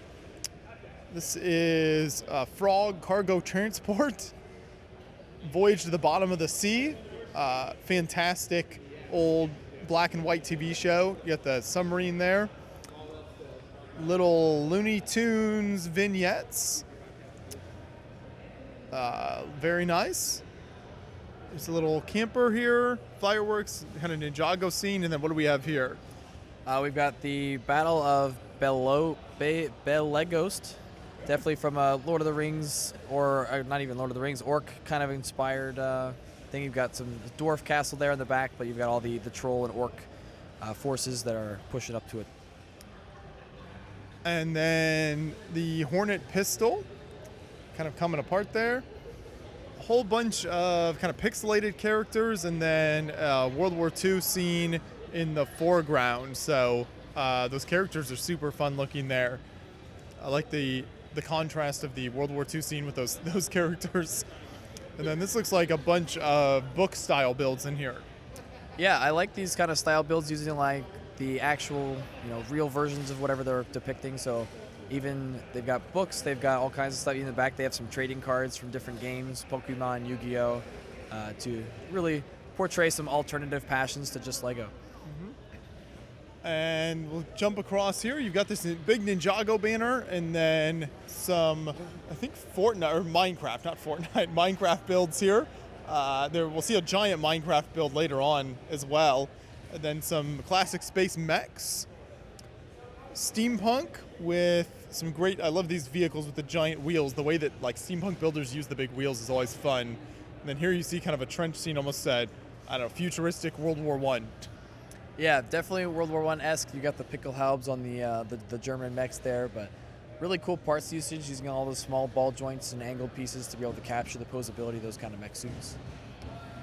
Adventure Time build, and then a Boy Scout camp. Really nice fantasy chess set using some of those older castle factions. And then a habitat pyramid. So this is, each habitat is a scene from Halloween Horror Nights. Tons of amazing scenes going on here, especially that one at the top with the pumpkin, then just kind of capturing lots of different Halloween-esque scenes. Yeah, creating these kind of upscaled habitats and even building up and beyond each one to flow down into the other ones, but lots of really cool scenes, lots of really awesome creatures and characters utilized here. And then this next series of builds is Rose Apothecary and Cafe Tropical. And then the Goddess of Spring. We've got the Old Mill and the Skeleton Dance, I think old Disney properties, and then a Stardew Valley mosaic up above that. Another little habitat section is the works of Edgar Allan Poe. So different Edgar Allan Poe stories depicted with little Lego vignettes. That's a really neat approach there. Kermit's Big Roast and some Kermit scenes, and then more Halloween scenes. Yeah, and utilizing a lot of these more neon colors. They've definitely got some really interesting aesthetics. It looks like they have black lights out that are really going to kind of light up those builds during the public hours. But we've got an arcade, a carnival, some additional habitats, and then some additional movie habitats, as well as a spooky hospital. Yeah. This next build, this is Axial Industries. Looks like a kind of factory build with some movement in it and just really kind of authentic feeling vibe. It very much feels like a factory building that you could drive by today. Yeah, the cleanliness of like almost the lack of studs, but the use of this really interesting color palette of the sand blue and the I guess it's dark orange there is really, really nice accenting to each other. And I love the old islanders that were kind of the accent to the Pirates theme, and here's just really great build, kind of hiding them in all of this tall grass, and it looks like they're having quite the party here. Super Mario RPG cover and Mario's house interior. And then some Ninjago mocks here with a mosaic. Finishing out with this Ninjago scene. Then we'll jump on over to Novalug, and we'll start here with their fantasy layout. So this is 18 different builders were involved in this, and the goal was kind of no grays, just color everywhere, taking over. You've got some aliens invading at the top that are trying to bring in the dark colors, but they're trying to fight back. I think it definitely worked. Obviously, they've used the complete scale of blues and yellows and even the pinks and everything here. It's a very aesthetically pleasing display, even using some of the trans clear creature pieces from some of the Harry Potter sets as well, but a very well put out display. I think this should have been set up just right in the middle of the military squares. Just, some variety. It might look a little out of place considering the amount of gray in military, but we could do it. And down here, we've got the Marine Corps logo there, looking good. And then Ton Tavern, the birthplace of the Marine Corps.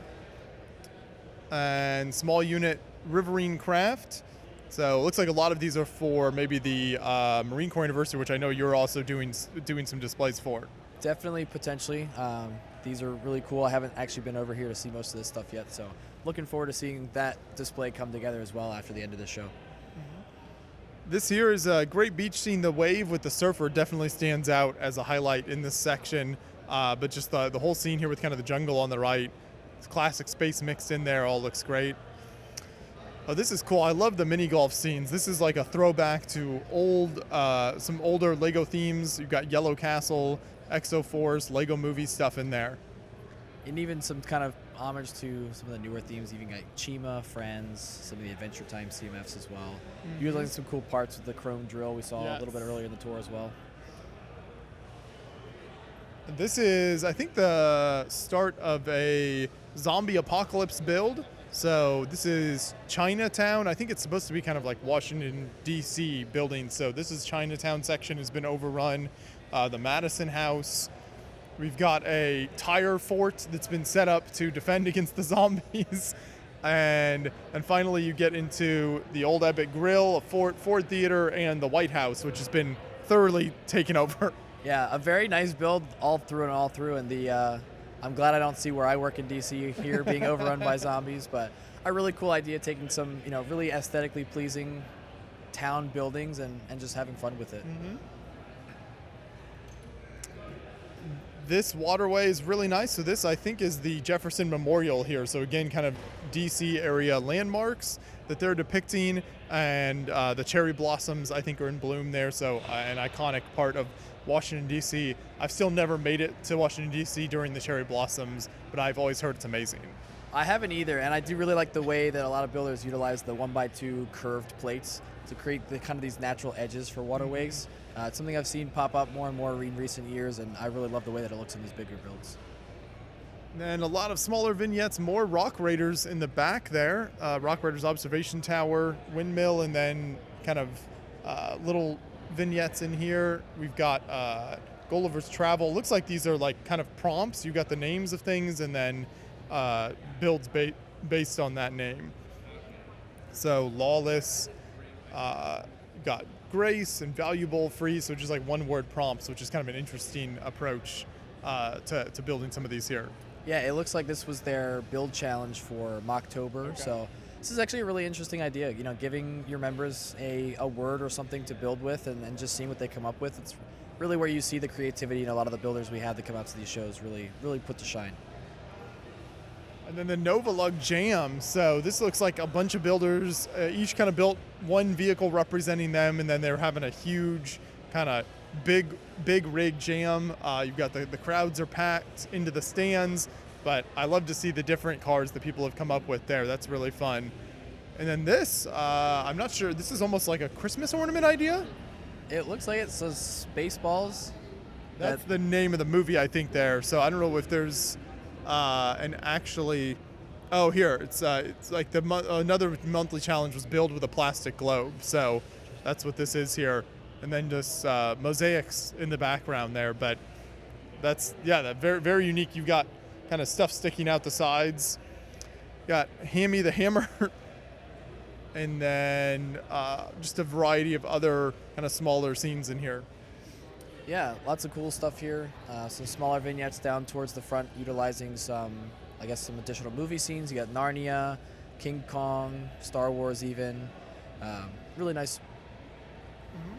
So that finishes out the Nova Lug section. We'll jump on over here. This is the Great Ball contraption next to us, so not running right now, but always very, very impressive when it's up and running. I know a public favorite. We'll start in this section here and make our way this direction. So it's the costume parade in the village. You've got Fabuland, Animal Crossing, it's like Muppets, everything in here. Yeah, a little bit of everything. I think Fabuland has definitely made a resurgence in the last couple of years. We've seen so much of it come out to these shows. I know I noticed a lot of it last year when we were in Brick World talking about everything.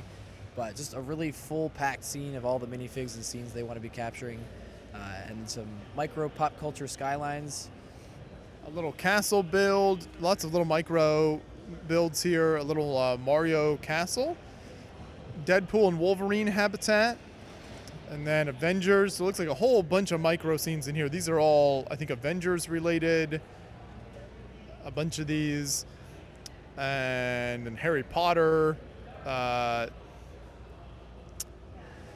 Get into, a whole bunch of Harry Potter scenes. So I think SpongeBob. Some of these I don't think I even recognize. But, you can comment down below if you can recognize all of them. Looks like a Wizard of Oz. And then here's some Disney, looks like Disney scenes, like the theme parks and everything. So those are very fun. And then a series of Lord of the Rings builds. And I'm not sure, Valorant Ascent in the back there. And then custom minifigs are always a big deal here at BrickFair. Yeah, so I think we're in one of the pop culture or maybe even micro areas, but custom minifigures have definitely fallen off over time, but people still come out and just getting to look at the cases of stuff they work on for sometimes weeks at a time, painting and sculpting these figures to really look like characters from all kinds of pop culture references. You got Star Wars, Marvel, and even some Ghostbusters and pop. You got additional superheroes from different shows, and then you have, again, some more DC minifigures there on the corner. Back to the micro scenes. I think we've got Star Wars up front and Lord of the Rings in the back, and it's really amazing how recognizable they can make these at such a small scale. But I think that's super impressive, and just picking out all the different little pieces, like the little like trident type piece there that they're using. So tons of Star Wars scenes.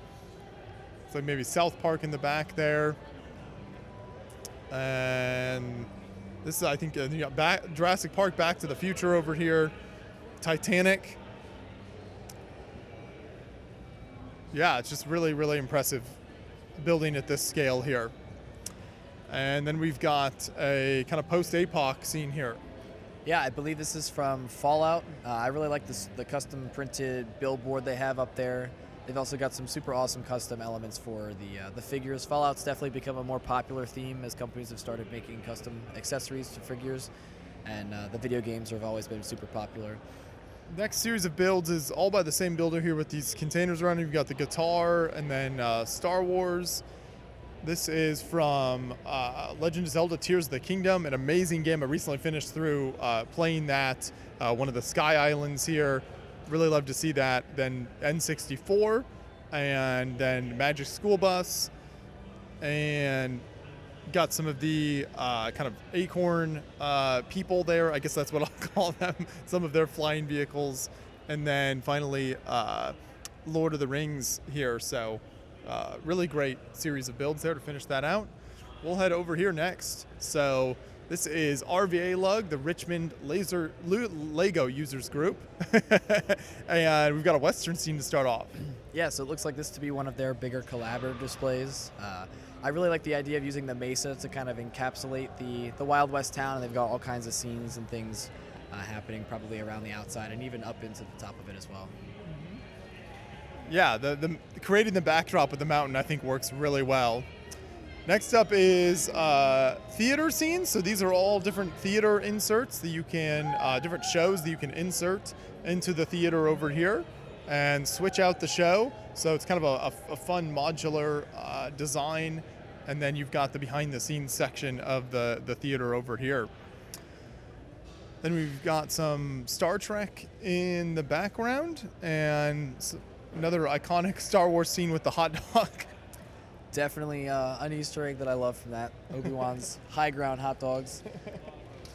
Next to that, we've got some 1950s icons, as well as Down the Rabbit Hole and Painting the Roses Red from, I believe that's... Alice in Wonderland. Yeah. And the shipwreck here, the rigging on this is crazy impressive, the amount of rope in there. Yeah, I like the use of the little round Technic connectors as kind of the pulley systems that they've been able to rig this entire thing together. They've even got the sails all matched up there. These next series of builds is really eye-catching, so it's kind of still lifestyle where they build the frame and then just set the builds behind it. So the perspective kind of messes with you when you first start to look at it, but they did a really good job with it. And then in the background, they've got honey in there and then kind of the bug in the background. So I really like how they did that. Some lava flowing down off the table. And then a castle kind of zoo scene. Here's some more of the woodland acorn folks. And it looks like the wolf pack are invading this time. And then a kind of underground mining operation and another post-APOC scene. Yeah, and then above that we have some Lego art by, I guess, inspired by a Dutch painter, Piet Mondrian. I probably butchered that, but some really cool mosaic style builds to pay homage to that artist. Yeah, and this APOC scene is really impressive, especially some of the minifigs on here look great, and then just the kind of muted colors capture that vibe really nicely. We are moving back into some large train and town layouts, so starting right off the bat, looks like kind of a Ninjago inspired scenery here with some big trees, and then a concert going on. This is Taylor Hawkins Theater rock concert.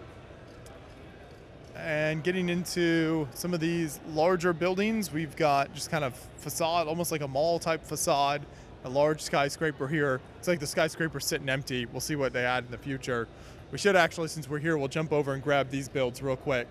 So on this side is the mountain bike trail, and I love how you can kind of follow the trail and just build a story in your mind. Yeah, I do super like this. Nominated for Best Landscape, definitely well deserved. The utilization of so many small pieces to really kind of make it look like that dirt path. You'd be riding like dirt bikes and things, and using some really cool techniques to create all the wood features throughout that track. Going in a very different direction is St. Peter's Basilica here, just really intricately detailed and captured spectacularly using the micro figures as statues on top there. Works really well. Next up, we've got the Spider-Man No Way Home final battle, and there's actually lots of lights and movement when this is all up and running, but it's just awesome to see the massive Sandman and then all the Spider-Men and the villains kind of running around here around the Statue of Liberty. And then Fantastic Four, the car was inspired by the new movie in this Fantastic Four building, and then Galactus fighting the heroes there. We'll jump back over to the RVA lug display and check out some more of these buildings. It looks like there's like a botanical garden or something inside there. That's what it looks like, and you've got some really kind of almost muted lights in there, but it's just subtle enough that you can see the trees and everything through there next to the bookstore, and then you've got this kind of dark red parlor style building there on the corner. Speaking of Galactus and the Fantastic Four, we've got another appearance with the road cracking open, Ant-Man facing him down, and then the Fortnite battle bus hanging above it all. And on the far side here, you've got just kind of rows of houses and kind of really unique colors, some great trains in front of that. Yeah, it looks like almost they had a kind of an inner collaborative to everybody bring their own style of row home to be able to really populate their town. Lots of cool colors, lots of cool features for sure. And then you've got the RVA lug bus or train car that's being dragged through the city there as we round the corner. I love this pink car on the corner. And then the Hippodrome, a cafe. Jumping across to the next big section, it looks like almost kind of a train station type building, and then a UFO coming down on top of this teal building. And this next one actually looks like has detailed kind of office floors. It's Wayne Enterprises, so I think it's all the different Batman characters in there. Maybe villains each have their office. Yeah, it looks like there's lights in there too, so I'm sure during the public hours you can see into each of those floors and see how each member was able to include those details next to another pretty nice big skyscraper building. And there's a very large, they have RVA lug in this kind of mosaic style as they move into their landscape, but a very colorful kind of flow from their city out into this meadow. And beyond that, this build kind of reminds me of Tron. It's a synthwave racers, and this is a super packed racetrack in here with all these racers going through and the crowd on either side. Really fun looking display. The D&D habitats, and then looks like almost some kind of like mecha in the background there. Massive weaponry, and again some great racers with lots of fun lights there. Before we get into the roller coaster with a lot of Exoforce inspiration. Yeah, and I don't know what these goat trophies are down here, but these are the little, one of the things that's become really popular at LEGO shows. People bring their own small little appreciative trophies to put in front of the MOCs they really like, and I think that's definitely my favorite one I've seen of the weekend so far. But then we have the HAL 9000 from Space Odyssey, a really classic build. Anyone who's a fan of that has definitely recognizes that at an instant glance. Imperial Guard versus Eldar from Warhammer 40K. And up top is Mothra versus a giant three-headed creature. And then you've got another D&D creature here. And giant, this is from the Stormlight Archives by Brandon Sanderson here. Huge castle. Very Lord of the Rings-esque feel to that. So that finishes this section, so we'll come on over here and start with this display, which is Jurassic Park inspired. Brickosaurus Park by NC Lug, and they kind of, each builder took a section, kind of built the almost a habitat, you might say, with each of their dinosaurs and scenes happening. Yeah, like each one kind of has its own encasement, utilizing a lot of clear panels, but also some more style of like fences and things with the all the patrons and even dinosaur minifigures running around outside. Over here we've got a bunch of, I think, G.I. Joe vehicles. So Cobra, Rattler, the G.I. Joe Mauler, Airwolf in the background, and Kit, Knight Rider, Dukes of Hazzard. It's packing a lot of pop culture type stuff in here. Sasquatch Crossing in the back is pretty funny.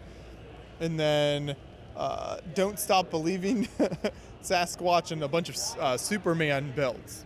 Yeah, some cool maxi figs there. We've got a symbol of hope built into what appears to be some kind of ice wall. We've got the Daily Planet building with the helicopter being held onto there by Superman. And we have the Air Force One, almost micro scale model next to that up in the clouds. I like the background there with the thunderstorm almost appearance in the back. It's also very unique because I think it's been struck by lightning, so you can see Superman is holding up the wing as the plane has caught on fire. So I think that's kind of a fun design with the mirror there. Then the old classic 1960s Bat Cave, and Catamarie, Daily Bugle, a Spider Cat. So we've got a Spider Cat, the Daily Bugle paper there, and then it says Spider Society chase scene. So it's all the different members of the Spider Society chasing down Spider-Man. Wings of Fire logo with some dragons down below. Coming over to Simon Liu's Frog aircraft carrier. So I know you've seen a lot of military builds over the years, but this is certainly unique. Yeah, I don't think I've ever seen a Frog aircraft carrier. I mean, Simon Liu, obviously legendary builder, the sleekness of the aircraft deck itself, but then also the amount of fighters he has in this really cool orange and olive green color scheme is very, very well done. We'll squeeze through the corner here and get a whole bunch of Frog mechs.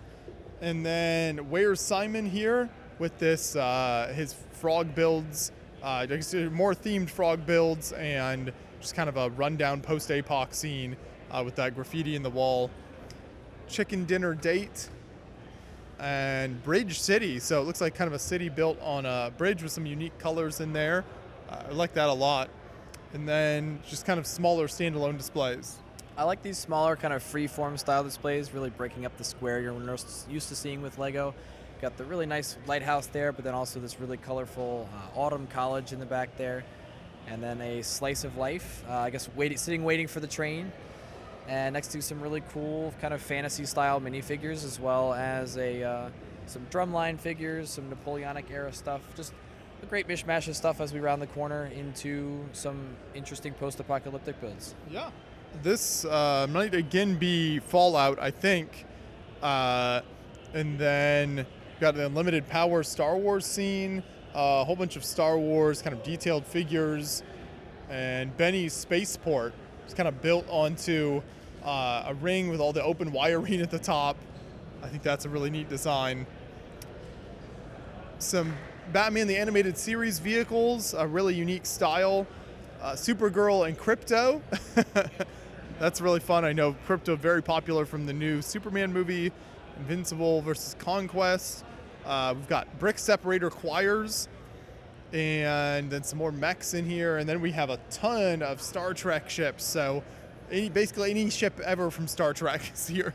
Yeah, I'm definitely more of a Star Wars person than a Star Trek person, so I'm not going to be as much help here, but some really awesome micro-scale builds. Obviously, you have a lot of the gray, but then even as we move down into what we have, some sand green, some dark green, even some orange, and some other of the kind of red and brown colors to really hash out, I guess, their fleet of Stargray ships. And ending with the Deep Space Nine build here. So we've seen some really massive versions of that over the years. Very cool.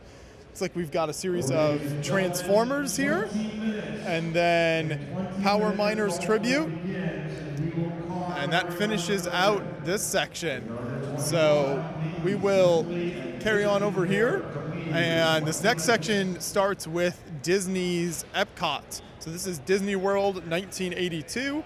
You have the iconic Epcot ball, the monorail going around, and then of course the Disney Castle. Yeah, very interesting technique to get the Epcot ball. It appears to be all kind of these triangle wedges that they were able to attach together. Very nicely done there, but just a very clean look too. You have all the pathways, all the very happy patrons to be there, the classic monorail as you mentioned, and obviously the castle. And then Cinderella Castle, day and night here. Another Singing in the Rain build at 2 different scales, very popular this year, and then some more Kit Knight Rider. Here is a build that we've featured recently, really incredible Mario build here, so you can see this much more in depth on the channel with all the lights and everything running, but this is just really amazing, kind of 360 degrees all the way around. Looks fantastic. And we'll go around here to the Tony Stark. This is his Malibu mansion, and earlier I know during World of Lights there were lights on actually inside there, so you could see it all lit up, which looked great. And then some Harry Potter builds here. Yeah, we've got, I guess, a corner of Harry Potter. We're going to round into a custom Hogwarts micro-scale castle with, there's definitely some lights in there as well. Rock Lobster, Rock Around the Clock. Again, playing into the theme of BrickFair this year with really utilizing the word rock to mean just about anything you could imagine. Logan Film Studios to the left with, I think, some more Transformers. And then kind of finishing this section out, we've got Godzilla and Autobots and then Godzilla here. Before we jump onto that side, we'll go ahead and hit this section over here. So this is a huge Minecraft The End game. So I think this is based on the mock card, The End of Minecraft. Yeah, so the end being one of the dimensions in Minecraft, that's kind of the end goal for any players going out for the kind of the classic reach of Minecraft. But I love the lack of studs here, obviously really playing into that QB kind of Minecraft feel. The lights and all the Endermen, and even the movement they have up top for the dragon shields. But very, very nicely done. As it was coming together, we definitely saw it. Even has the portal where the player lands down here with its pig, and he's ready with the diamond armor, and he's ready to go take down the dragon. And coming down this direction, staying in the Minecraft theme, it's Chicken Jockey. And then you've got Gritty. Helldivers 2 Pelican Extraction. So some of the Helldivers builds I've seen at recent shows have been really impressive. Some of the big ships and things. So very fun. Zombie Attack. And then Lord of the Rings bridge scene there. Like you said, Fallout has become more popular, so really nicely done Fallout scene here with all these different levels and details inside there. Moving into some smaller Fallout scenes. Yeah, and then we have some additional DC and superhero scenes as well, as we kind of are continuing the idea of the pop culture. And then we go into the Lego Battle Tech. So a collection of mechs and drop ships that are creating this big scene in this micro-scale city. Really cool display, and it extends even past the city out onto the beach where they have even naval ships and aerial vehicles as well. We come to a large build from Metroid, the Metroid Prime Showdown at the Artifact Temple. So you've got the lone character fighting against the massive creature there in the middle in this massive circle. Really unique design with all of these kind of tan parts, kind of brick build, but also just kind of dumped in there to create that floor is really neat. We'll jump back over here now to this bat cave. So this is one huge layout here, and it's got tons of features from all sorts of Batman history, both villains and heroes. Yeah, it's insane. I know half of it got here on Wednesday, and we were like, oh, it'll, cool. And then the rest of it got here, and was like, oh, all right, this thing's huge. So with it all put together, I'm sure this was a huge draw point for the public earlier today, and will be again for tomorrow. You even got a Batman-themed Millennium Falcon, which, it's all the rage to turn everything into the Millennium Falcon these days. Smaller Star Wars battle. And then Biscayne Bay, Great Sand Dunes. Looks like this is kind of a national park series. The Everglades. We've got Congaree and Yosemite Half Dome, that rock in the background. Then a little Knights build here. And then Atlas holds the sky. The Greek Titan Atlas holding up the sky in place. Really fun character. Hopping back to 1980. And slaying the hooked dragon. And then the Brainiac ship is really neat. Yeah, lots of cool colors and utilization of parts and mixel joints and things there. We have a shrunken metropolis, so kind of playing into a micro-scale city, but at minifig scale, which is really interesting. Grindle Point Light Station. It's like based on a real light station, lighthouse. And a bunch, you got Platypus, and then a bunch of brickheads from, looks like all Disney properties kind of mixed in here along with characters built in there. Yeah, I really like the mosaics. He's got the 3D with the brickheads and the 2D with those characters, even going as far as to have like the Scrooge and the three ducks there. And then the rock world from Everything Everywhere All at Once to finish out this section. So then we'll come back to this end, and I think the final series of builds in this room will just take us down this wall, and then we'll go through back into the main big hall. Here we have Arkham Asylum. So recently got an official Lego set announced, kind of the modular style. This one a little beefier, a little bigger than the official set. Yeah, for sure. And right across from the Batcave, what a perfect composition for that. I really like how they were able to capture this kind of looking into the Arkham Asylum. You get all the details of the cells and even the glass walkway they have around the base there. Next to that is Dexter's trophy box, and then his lab, and the Pyramid Head fight, and then Nevermore Academy, and yeah, I think that's from Wednesday, and Shadow the Hedgehog, the whole bunch of sprite art, and some big troll characters. Looks like these are based on kind of real-life wooden sculptures. Yeah, this is interesting. I don't think I've ever seen any of these before. They appear to all be based on real-life pictures, as you said, some from Denmark. I think they're all in Denmark, maybe. Yeah, this one I think is in okay. A couple of them are here in Virginia Beach, which they're landing on the beachheads right now. They're invading the U.S. But some really cool builds nonetheless, in kind of this parkish kind of scene. And then a little battle going on there, and a lagoon. Looks like we've got the submarine popping up with the Yoda seagulls, just some of everything in here. Next to the Star Trek Enterprise D bridge. And they've even got Star Trek playing on the screen.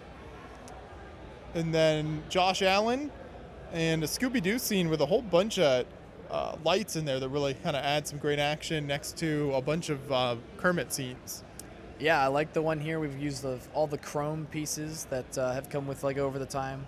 Again, using these CMF and really telling the story of the show and all the movies that have come out around that time. As we head to a vessel and an in Arcadia, these two very large vignettes in the corner. There's NOAA, Lego Mosaic, National Weather Service, Search Tree, 8-Bit Turtles, like Soka, and an imposter from Among Us. We'll move around here to the outside.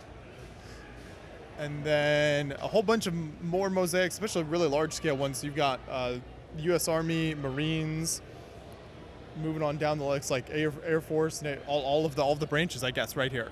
Yeah, I'm pretty sure this is the Armed Forces kind of collaborative display. So you've got the Air Force, the Space Force, the Coast Guard, all the branches of the American Armed Service, and these super awesome, clean mosaics all against this wall here.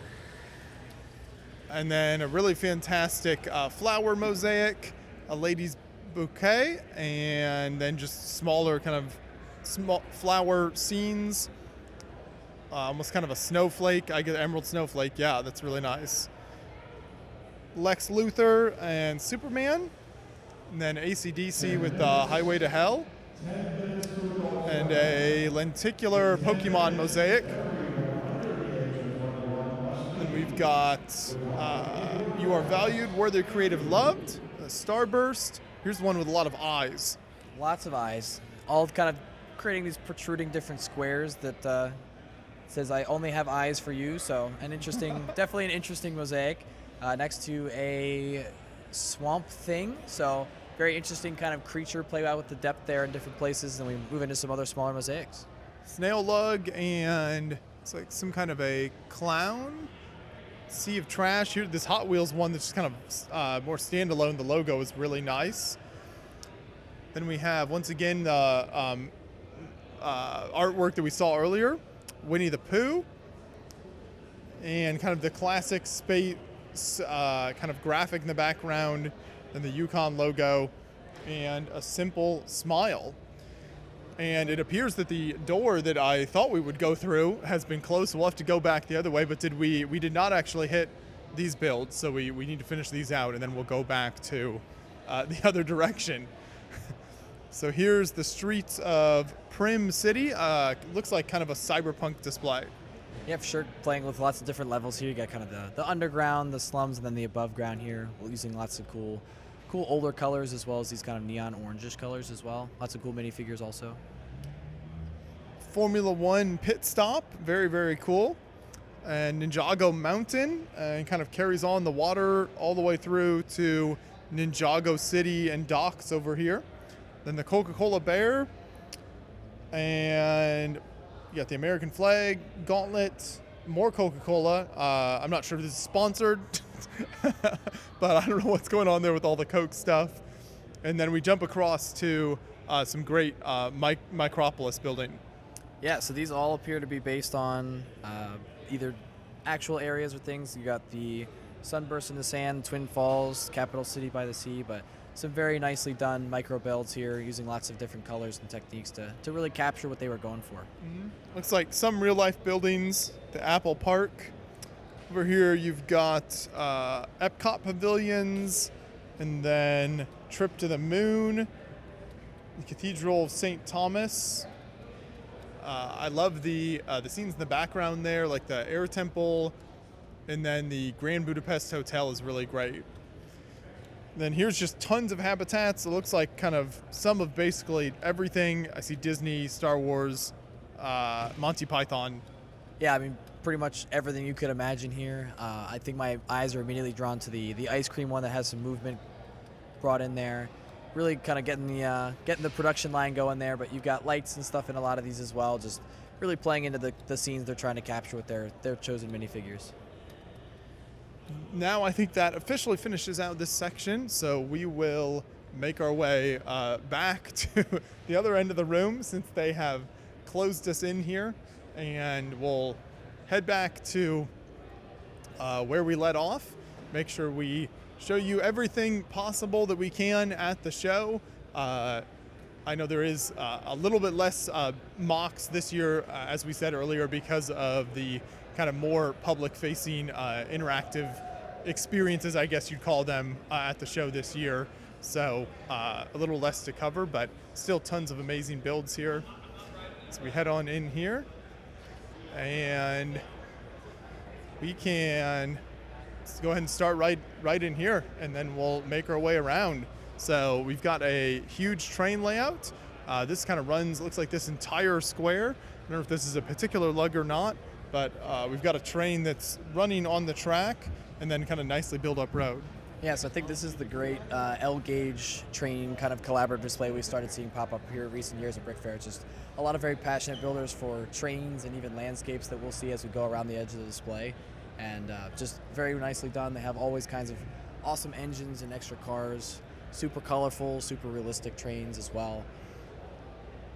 Including some tanks. Including some tanks, right? Those, I think those are by Panzer Brick Labs. You even have some of the minifig log pieces to create these longer logs here, a technique we've seen at a few other shows, but a really awesome technique to create these big log cars. You even got one hauling some baby dinos up here towards the front. And then this kind of station build here with some car pulled into that. And then it's like kind of refilling station. And Technical grinding station. then we've got train station all around here, and then like a spot for the train to pull off here. You can tell I have an extensive train knowledge. Yeah, for sure, and I mean, I totally do also. I do, again, these cars are super detailed.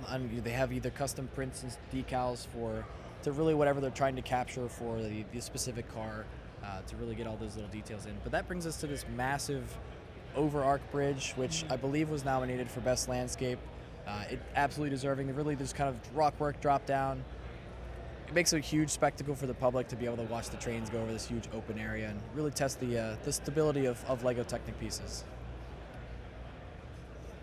And that brings us to the other side with a really great train here, and then take a tile, leave a tile, so people trying to match up the, I think, tiles that you can trade here to make, is it movie posters? I think this year's movie posters, there's like 6 or 7 of them.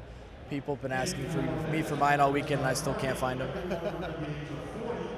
And some great trees here. And a nice railroad bridge, of course. And then road crossing, so you got to get your cars through the trains too. Nice kind of catamaran, islander boat, truss bridge over the train. So every imaginable way to get in, under, above the trains here. Yeah, and I love that they don't always keep to the same kind of rail ties and things. Obviously, you see different builders, but trying not to make it the same straight track all the way around. They would play with it to really break it up and play into the rest of their landscape as well as we move in further through their display to a great train tunnel. Yeah, I always love to see the trains running through the tunnels, just kind of break up the display, add some more variety. And that brings us back to the beginning here with this massive train right here. And then the amount of trains in the middle is just insane. So they always have more at the ready that they can run around the track, which is very impressive. Since we're here, we'll go ahead and hit this wall and head down. So this is the Washington Mall, National Mall in DC, which is a build that's been around for a number of years. The builder kind of keeps adding to. Yeah, and it's beautiful, and I know it has lights on it as well when it's working, but he has the entirety of the National Mall here. He even has a mat taped to the floor of where the White House is in relation to where his display is located. Just a super sleek build, and the way everything really comes together with all the tiles and trees. And it looks like we've got maybe some stop motion stuff in here with Brick Films presentation. This TV normally runs some Brick Films, The Last Starfighter, and then Pirate, kind of Imperial Town, kind of colonial town, the fortress. We have a creature attacking though, coming up from the ground. So I don't think it's pirates so much they're worrying about now. It's whatever that creature is coming up from under the ground. Royal Castle and an airport. And then Battletech Nova and some like boat type builds here. And a massive concert. Yeah, so this is the, I believe this is meant to be a BTS concert, a Stray Kids Rockstar World Tour. So they've got all kinds of very excited patrons, everything from clone troopers to firefighters. I know this has some movement and some screens in the background as well that really kind of lead into the aesthetic of a rock concert you'd go and see. There's arson and some Brickheads builds and kind of a castle, vignettes, dungeon, guardhouse area. Huge Star Wars build here. Bound for rescue. Looks like we've got the droids coming in and attacking. This is a scene from, I want to say, season 6 or 7 of the Clone Wars. Season 5, episode 8. I just know that off the top of my head. Totally not written on the mock card. Yeah, I was close. So, but they've done a really great job of capturing the hangar bay of a Venator class at a minifigure scale. Excellent work. And more Star Wars here with the Mandalorian mosaic, and then it says be a part of rebuilding a record scale Lego Star Destroyer. So it's a GoFundMe. I think they're trying to build a massive Lego Star Destroyer, Rebel base on Yavin 4.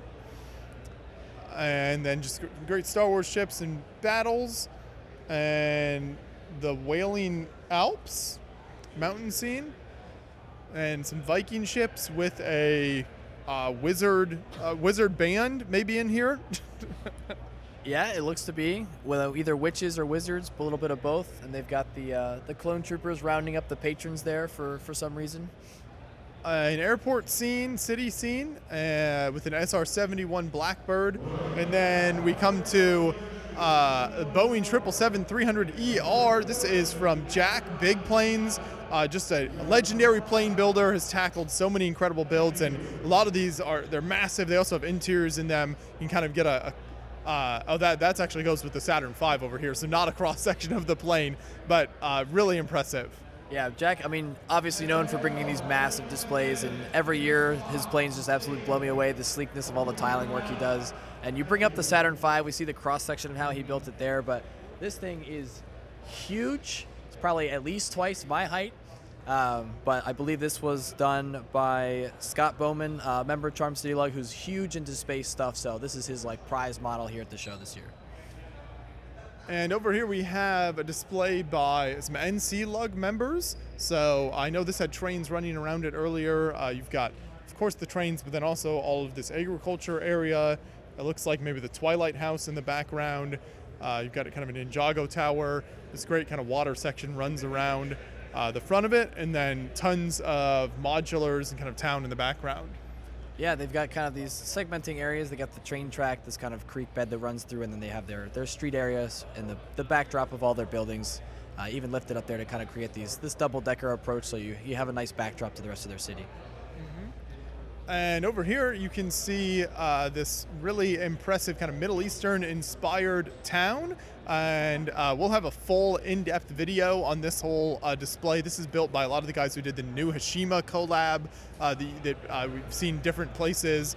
Really amazing. They're in the process, looks like kind of getting some photos of it, but there's just endless details in this thing to look at. Yeah, I mean, the building quality here is absolutely insane. Obviously, a lot of super talented builders, and what they're able to put together and collaborate on to create the finished products is just absolutely insane. Mm-hmm. We'll jump across here to Empire Lug, and we've got the Jedi Temple March, and then Battle of the Heroes, which I think is just a fantastic looking display. Yeah, absolutely love it. I know this is one that not a lot of people do. Obviously, you get the high ground scene, but this is one of those kind of earlier scenes in that fight where they're really playing on the scaffolding of the Mustafar factory. And then a Fallen Angel, and we come around the corner. I don't know if that is a Star Wars scene, I think, of some kind. Yes, this was built by Caleb Blackwell or Blackwell Bricks, and this is Padme's funeral scene from the end of Episode 3 back on Naboo. Lots of awesome candle light in there, and just a really awesome, super sleek build. Invisible Hand Duel, and then here's a Minecraft world, so just really, smooth looking, no studs, which is always what you want to see with Minecraft. For sure, yeah. The playing into the blockiness of Minecraft, always a benefit to see, especially in LEGO where you're used to seeing a lot of studs. They've really taken it that extra step. This Ministry of Magic is great with those dark colors used for the floor and the backdrop. And then the kind of micro Star Wars trench run, you got Batman and Joker, Formula One in Monaco, and a Woodland roller coaster, and this Shire birthday party. So really big variety of builds. And then Russia 2038 futuristic military build. Yeah, so this was built by Hunter Fulp. He's been bringing this now for a couple of years, but each year he adds to it. So I know last year the overpass was the big section. This year he added the apartment buildings, which look absolutely great, and he's really blended everything together to create this big battle scene. And in the same genre, the Barbie boat, and then All Out Brick. This is the director, and it looks like landing on Darrow. I love the just kind of ominous feeling of that with the big black cube. Yeah, really elevating that. The Marauder, the ship there, built at minifig scale to all the clone troopers there on the ground, but playing into building a kind of base for it and all the foliage to really show off the model. And Operation Vanguard. This looks like a series of Star Wars builds. Really nicely done, especially the landscaping. Downfall Arcanus campaign. I like the big kind of Oval Office vibe of that build. And then we go kind of outdoors here. Yeah, for sure. Again, we talked about the landscape. These guys always bring super detailed stuff. You go from sleek kind of interior stuff to this very adamant landscape on the exterior, but they also played a lot with lights and angles to get these cool control panels and things. And then again, even with some custom vehicles, playing with the kind of greebling and modularity of these buildings as well. Mm-hmm. Here's the duel with the light up lightsabers, and then Imperial Star Destroyer bridge. Switching to some smaller medieval scenes, dreams of a warrior character, and kind of a bridge display, another concert scene, and then I think a whole bunch of Halo stuff here. Yeah, some super cool Halo stuff, lots of customs here as well, but the brick-built grunts and characters for the Covenant forces, but the vehicles here obviously super cool, using some of the sand green color, or olive green colors I should say, and these purple with the awesome curvatures to create those vehicles really stands out in the way they set it up for the display. More great characters as we swing around the corner, including Chainsaw Man. And then here's some book-related builds, Jack Reacher. And that finishes out this section here. We'll swing over and I think stick with Star Wars for now with this massive display. This is Rebels invading a city here. This is done by Jared and Liam, a couple of builders that we've interviewed several times on the channel with really impressive work. Yeah, lots going on here, lots of gray, as you'd be subjected to see with Star Wars build, but they've got this huge skyline, especially this building back here, but they also have bridges that kind of connect their open areas with these ships flying through, and just very well put together, telling a great story. Definitely a build that we'll have a more in-depth video on for you to check out on the channel. Another really packed battle, making good use of the Pick-a-Brick cups to raise it up. Great parts usage there, and a lot of players will utilize the kind of trans-clear bricks or try to suspend it with something, but using some other LEGO products to do the job there. Here we have Sabine's escape, so Sabine escaping during the Lethal sector, so trying to get out of the town to back to the Phantom 2 there with Hera and Zeb. Clone bunker with some great vegetation growing around it, and then a Clone Wars story, so looks like kind of just small scenes and battles depicting the story there. And then sticking with Star Wars, but a crossover now with Scooby-Doo. Awesome colors here. Obviously, you get the Scooby-Doo X-Wing and the Mystery Machine style, and you got these kind of purple X-Wings. But even playing into it in the background with some of the classic monsters from Scooby-Doo, playing into what you would assimilate as the Death Star trench wall. And a big 3D printed Star Wars character with Mandalorian and Thrawn's office, some Sniper Droideka, the Republic base on Ryloth in the back, and Escape from the Death Star hangar bay, and then the Battle of Mimban up front here, and I'm not sure what the back section is. It looks to be just kind of some sort of Clone Wars battle. You've got the clone base on the inside, and then the clones out front fighting off the battle droid invasion. And then a new discovery, and then a build I've seen before, but it always makes me laugh here with the Rebel Relief Droid. The Astromech Urinal, definitely up on my list for this show. You've got UCS scale Star Forge and Life Day Truce on Home 1, just all the Star Wars characters hanging out and having fun. R2 the Grouch, and then Wookiee Monster, Wookiee Holiday, and then the classic Chewbacca. And the Mining Guild TIE Fighter, Imperial Troop Transport, and we've got another just general clone battle here, but I love the explosions going on there, these micro fleet battle. Yeah, I really like this build. They've captured all the different blaster colors, all the micro scale ships, really kind of playing into the different elevations between the Star Destroyers, the Tantivs, and the Gozanti freighters down here towards the bottom. And then the Scarif Supply Depot, an interrogation in a 501st outpost. The Next up, this invisible hand command bridge is really amazing, especially during World of Lights. It had this black light on it, and all those green pieces glowed really nicely. But this is just a really unique build, not something we've seen with Star Wars. Yeah, geometrically, obviously very pleasing for LEGO, but the very iconic scene from the beginning of Episode 3, you have Obi-Wan with the Magna Guards, as well as General Grievous up there, and the Chancellor being recaptured by the battle droids after they were captured above General Grievous' ship. Clone Trooper Assault, and then Darkness on Umbara. This is really fantastic. Just from the section on the left here in the tile, but then all of the contrast of the black with the bright plants. Definitely one of my favorite, and I think everyone's favorite arcs from the Clone Wars. The vehicles that the Umparas use, the heavy cannons as well as the MCHs, were super cool vehicles, and a lot of people have done them custom over the years. But this kind of black and purplish landscape has become something a lot more people have started playing with over the years, and it's great to see builders bring it out to these shows. And we'll stick with Star Wars on the other side of that. This is the Rebellion on Ferrix, and then an Imperial testing facility with some spacecraft up front. Infiltrating the Sith base here. I like the kind of blaster bouncing off the lightsaber. And then Clone Wars final scene and Snowy Imperial base. Little victory and death. And it looks like we go into the cantina here. Yeah, so we got the billboard of coming attractions up top there that the battle droids are putting together, the band coming in, as well as the cantina, and then some training up top. As we look into the Tatooine desert landscape, so you've got the pod racing track, Luke's homestead with the sand crawlers, as well as kind of just the two suns backdrop and the starships that flying around in the sky. Here we've got kind of a fairy forest collab. I think we've seen some of this stuff before. It's an ongoing collab. So this deep forest crab looks like kind of a vendor there. Wonders for sale here with this traveling Fabuland character. And the Enchanted Glen.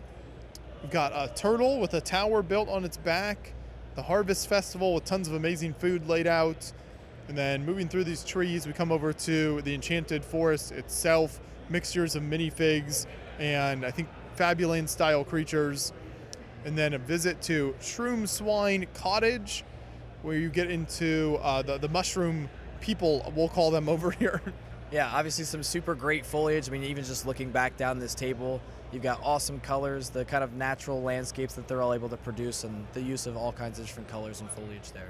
This next display is Roller Coaster Tycoon, and it's all the different buildings that you can build in the game, along with the actual looping roller coaster, which is meeting its unfortunate demise in an epic crash here at the end, but a very fun display. We've got a Hoth counterattack, and then Prison Break on Darrow, so just a large, kind of ominous-looking build with a few minifigs on top.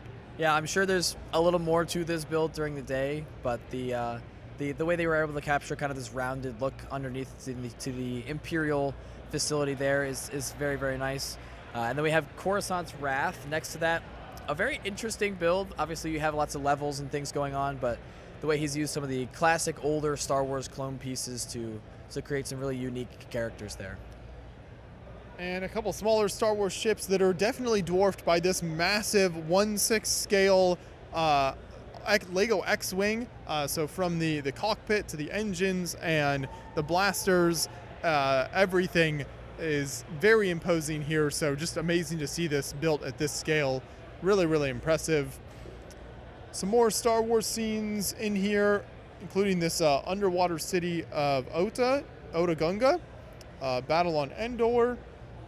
And then clone-based defense is really great here, kind of a lot packed into a pretty small area.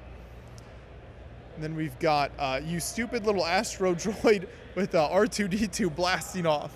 Definitely a top scene from the beginning of Episode 3, where he's kind of oil dumping onto the B2 battle droids while he's trying to hide his comms. And even next to that, you have the Anakin and elevator antics that is happening at pretty much the same time that he's trying to blast the B2 with the oil. We have some Imperial troop transports next to that, definitely kind of more of the Rebels era of ships, as we round the corner into the Crimson Firehawk from the Young Jedi Adventures line. And then finally finishing out this section, we've got Mandalorian Fighter, Star Viper, and kind of a city in the background. Next up, we'll head into space, not Star Wars this time. We've got a collection of NASA builds, and these are all sorts of NASA launch vehicles and spacecraft over the years. Yeah, lots of cool different ships and things here, but I think the biggest one that you bring drawn to is the rise of Skylab. So you have the massive launch pad under obviously all the facilities, but the way he has it lit up and kind of the huge fumes of smoke that you're accustomed to seeing when these massive rocket ships take off, that it's all lit up the whole way through. It protrudes off the sides of the rocket. It's super cool to look at. Yeah, especially the way the smoke billows out there with the lighting is just super impressive. Then another Saturn V here, kind of getting ready for takeoff. Once again, going into or staying in space. It's looks like a Klingon, a battle cruiser with the Starship Enterprise, and I like the Star Trek logo built underneath there. Yeah, kind of making its own base using mosaic style to create the symbols for that. And then we've got multiverse ships, faster than light multiverse ships. Some robot creatures, kind of fun looking mech builds, bigger spaceships, outer space landing. We got kind of throwbacks to M-Tron, the Echo Void Patrol, and then some really crazy looking like Technic vehicles, I guess, but futuristic. Technic-esque. This first one we're looking at is the Rusty Nail, utilizing that kind of dark red color. Very interesting shaped model for sure. Next to the Scarab, using some really interesting wheel designs, I should say, to almost like a high-speed racer. Next to the Abyssal Trident and Hadean Scout, so we have some underwater spacecraft there, as well as some mechas. Yeah. Amazing stuff here in the Doctrine Raiju. It's a 105 studs long, built for ship timber. SS stud, kind of space station, and then really nice characters built here. The Venus skimmer in the background, and then the green meanie, very aptly named, next to this Gundam with the lights. Yeah, very nice Gundam there. Next to that, you have some Warbots, which really interesting, kind of playing that more muted color tone. I like the one definitely front left with the kind of chocolate chip camo, almost like poncho there. But some very awesome details captured at such a small scale. Next to the Tachikoma tank set for the Ghost of the Shell universe. Very interesting vehicle there, as well as the Pinchbot. Yeah. And then Street Sweeper and Siren Jupiter, that massive sword. Gila mobile mining mech, mining operation. And the King in yellow, just kind of fun, almost artistic, kind of sculptural type builds. Speeder bikes. Got the Samovar class freighter. And then some more Guardian mech series in here that are really impressive. The Exoforce update, and then we get to this huge M-Tron mining. M-Tron always finds its way out here somewhere. I love the lighting effects in here.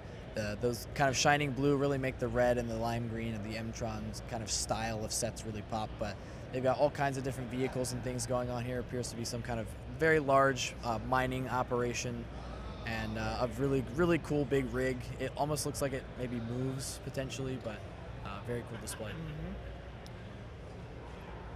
Sticking with the older LEGO themes, we've got the old Aqua Zone using these kind of iconic blue raised base plates, and then the kind of shark motif for the bad guys, and the yellow and blue for the good guys, and then the green faction. Yeah, you've warring factions. You also got lots of the old chrome. Obviously, you mentioned the base plates, but you kind of have this space idea, but playing this kind of underwater spin on it. I love the huge old classic canopy pieces. They really play into that idea of that classic space feel. Mm-hmm. And around the corner, we have some more kind of mechs. The posability on this one is fantastic on the Bombardier there, and the Stumper Rex, and the swords up there, and the weaponry is really impressive on those guys. It's kind of more tanks, the grayscale stuff, more M-Tron, so really seeing a lot of throwbacks to some of these older LEGO themes. Waking from hypersleep there, and then classic space train cars, it looks like, and then a factory here, I think. Yeah, ball factory. It looks like it runs in some capacity, almost like a mini GBC, if you will, that kind of is following into this idea of space. You got the satellites and stuff up top with the office manager there, and then all the workers down below. Next to the Desert Patrol, very small little mech there, accompanying some soldiers, some ships, some other mechas there as well, and then some kind of ground speeder bikes, it looks like, or rockets. And then the Kahuamaku Tiki Bar, built on top of kind of swampy water, and then a deep space vehicle, and some more Star Trek. Star Wars ships here with kind of iconic locations down below, and then a massive, massive Blacktron Space Force. So this is to take on all the Mtron forces. It almost looks like the kind of landing craft. It's made its way to the ground and is offloading the fleet of vehicles that are going to go take on Mtron. And the Paladin pattern Battleforged hard suits. The classic space in the background using like the old Imperial boat hull as part of the landing ship is really neat. Definitely very interesting parts usage there. I like the angle they're able to play with using some of the older sloped pieces in front of this awesome fleet of ships and some of the older kind of red and black style, but also the classic space style. Mm-hmm. Really impressive display styles there too. Coming back to NASA, we have the Truth. So there are some that believe the South Pole is an ice wall and we live on a disk. We don't. So that's what it says. We've got the Radome, Space Shuttle Discovery, Robert Goddard, and Moon Rocket here. The National Operations Center, National Reconnaissance Office, and then finishing back to where we started with all of these NASA spacecraft over the years. Now, I think we've got this small area here, so we need to make sure we hit this. I think this is one large kind of outer space race here. Basically, you've got all of these kind of spacecraft, we'll call it, racing through these portals. Yes, I believe it's called the Xenoball Run, and so they all have kind of these hoop modules to be their checkpoints, obviously starting with the finish line or ending with the finish line, and going through, and all the contributors to this display get to build their crafts that end up racing through it throughout the weekend. We've got lots of really cool lighting effects in here, and I especially like the one as we round this corner here that's really has the propellant coming out of the back of it. Super, super bright as it kind of kicks up the sand behind it. Yeah. And then we've got more black light at play with the arrows, and then all this kind of glowing green on these ships I think is really nice. You've got some green tentacle type stuff. I'm not sure what's oozing through there. I would stay away from that. And then the rockwork sticking out is really great as we head around the corner here. Yeah. I like the way they display these too. They have their own kind of custom stands for some of these, but it's all segmented pieces. It's not necessarily a coherent display in that it all snaps together, but a coherent display in how everything looks once it's all set up on the table. And coming back around to this orange section, you've got just kind of a nice like track type feel to this, kind of each lane there. Another kind of creature using these tube elements, and that rounds the corner to finish out the race here. You've got some Aliens throwback, I think a Cars reference in there, kind of a speeder bike idea, and then some hot air balloons. So then we'll head back towards the back of the hall, and I think we've got 2 or 3 sections left as we start to wrap up this tour here. So thank you once again to everyone who has stuck with us this long. I know these tour videos get very long, but we always want to give you as much content as we can, show you as much as we can, and like I've mentioned throughout the tour, we also have in-depth videos on many of these builds that you've seen in this tour today. So if you want more in-depth content, check those out on the channel. Here we are with Police and Mars Mission. Yeah, so some really cool big ships here. Again, awesome lighting effects here. A lot more builders these days are getting to kind of playing with these ideas of utilizing special effects in their builds. And that brings us into this large underwater space-esque display that they have this kind of space station, or I guess underwater station, that they are protruding from, doing some operations with the, you've got some underwater creatures and your vehicles and such. Yeah, it's kind of like moon base, but under the water, so kind of reminiscent of that. Here you've got aliens dropping down onto the Lego logo in the grass. More classic space, reimagining some of these older classic space sets. And then Benny's spaceport, tons of stuff being grown here and just kind of hubbub of life in Benny's spaceport. And then here we move into kind of the full moon base with all of these different sections connected up with kind of those hallway type elements, basically. Yeah, I love the way I'm looking at it, almost like a collaborative display that people brought their hallway sections to connect up here with all the different colors and things going on. But the amount of lighting that they've been able to put into the hoses and things, and again, dropping down closer to the public to really allow kids to see in there during the public hours is something that has definitely become more and more popular and I think really protrudes for the show. Yep. And we'll move out around the outside here. Excuse us, thank you. And you see a little more look at kind of the spaceport in the background there, and then some of the greebling detailed up front here too. And down this whole side is, I think, more Blacktron. So yeah, this is more Blacktron, just kind of a variety of types of builds, really impressive. Super sleek again with that kind of black yellow color scheme, really playing into the kind of almost hangar-like scene. They've got all the minifigure scale with the mechs kind of working on the big ships and mechs that they're going to be utilizing to, go out and do what they need to do. And to finish out this section, it's these kind of shadow box builds with lights built into them. So it's fishes, we've got starburst and rocks in space. Almost like a kind of a video game type of vibe. Definitely kind of gives you that 2D almost aesthetic. Almost looks like Space Invader, like it's shooting at something. But definitely really cool way to display kind of building this depth in the Lego built box that lets you influence the lights and stuff, keeping it hidden from the public. We'll head over here to this Bionicle section. So we showed some Bionicle at the end of part 1. This is a whole nother section of Bionicle, and we've got creatures galore here. Massive horned creatures down to small Kara's crab of wisdom, and then the kind of prism Toa. So you got kind of the clear elements in there, Toa of water, and then a keyboard. And a whole bunch more here, especially like some of these larger weapons on some of these. Yeah, the creativity with some of the Technic and Bionicle pieces that they're able to put together to create, not even weaponry, but even armor in some cases, is super creative, like here with the shield, and even some of these like Ice Blade style weapons. But then you have almost like the int equivalent of a Bionicle there with the foliage and some other smaller creatures as we come down. Yeah. Good evening. Hello. Yeah, very impressive. Thank you. And then we've got the Archdragon here, so attacking, it looks like a knight. And a little bloom. And another large, let's see, it looks like some different monsters here. The true form creature, the mask on. I love this here. And this guy's very impressive. Yeah, the Jodin Reborn, half demon, half dragon, 100% awesome. So pure Bionicle, very interesting, utilizing even the mask pieces down below the mask towards the feet and even on the weapon there.